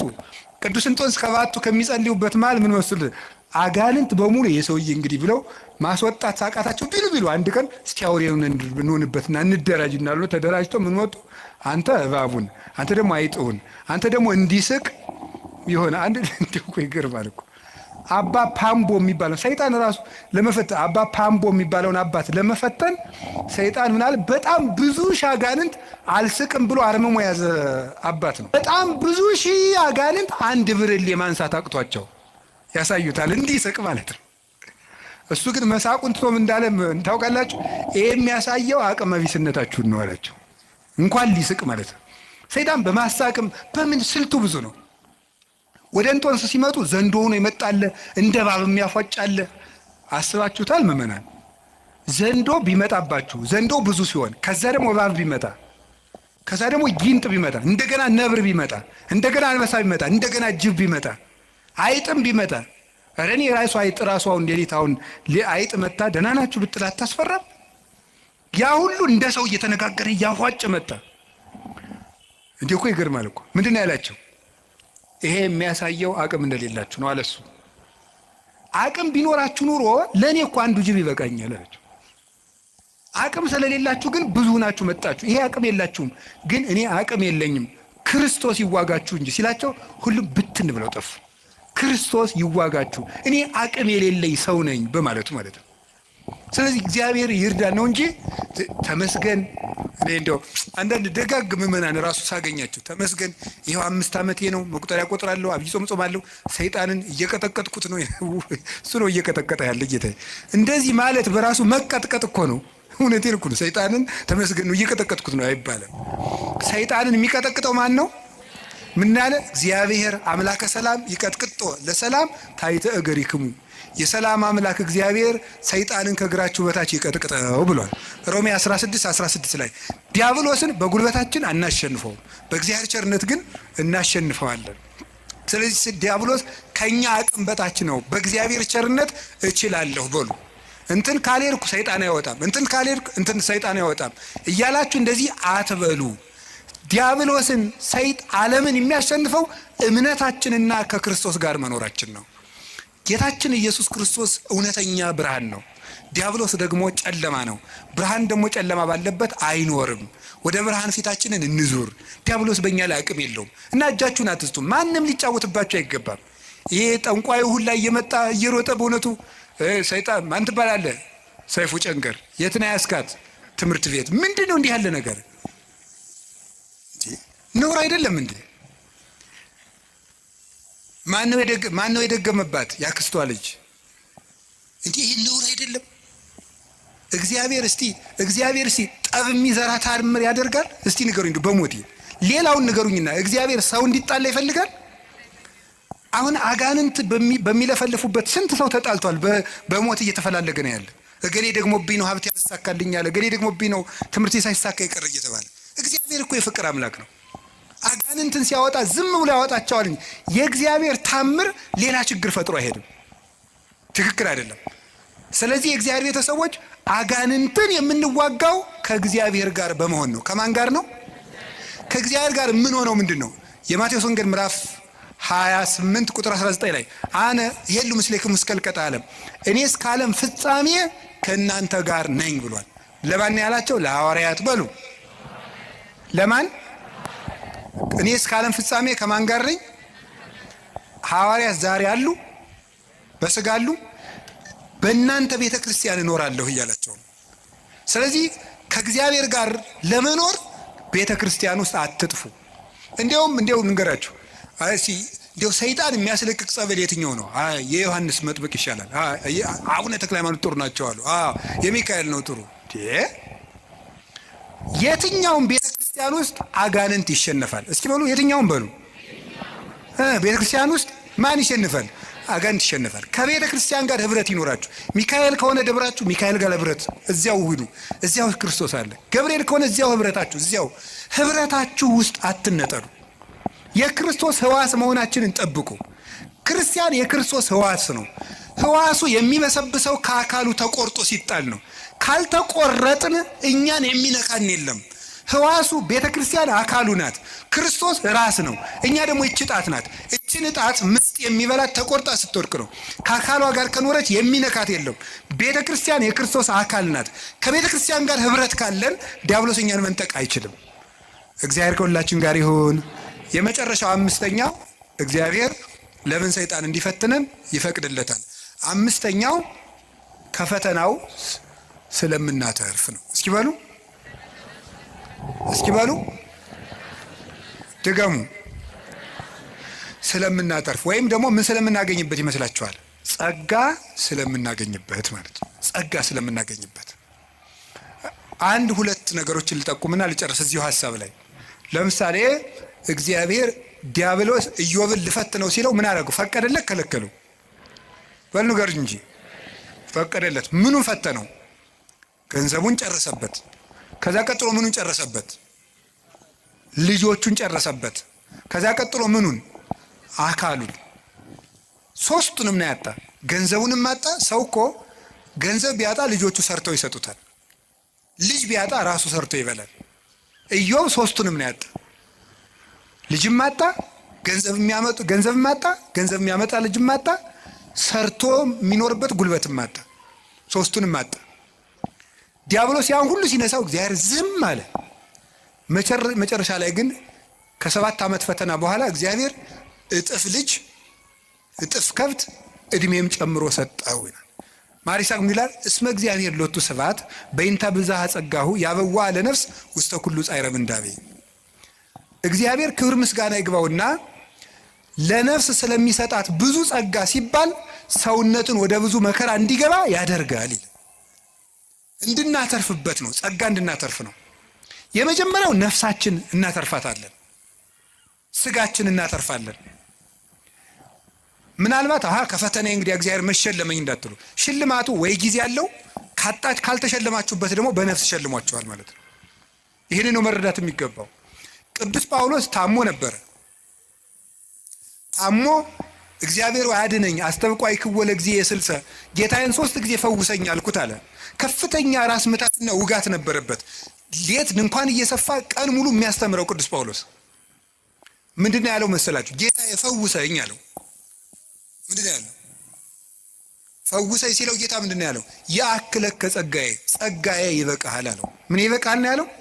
ጸጋዬ ይበቃሃል። የሰጠው ጸጋ ብዙ ነው አለው። ይህንን ወስዶ ቅዱስ ባስልዮስ ዘቂሳርያ ምን አለ? ድዊው ጳውሎስ ድውያንን ይፈውሳል ይላል። ምኑ ጳውሎስ?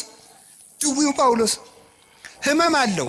ግን የቅዱስ ጳውሎስ ራሱን ማዳን ሳይችል ይታመማል።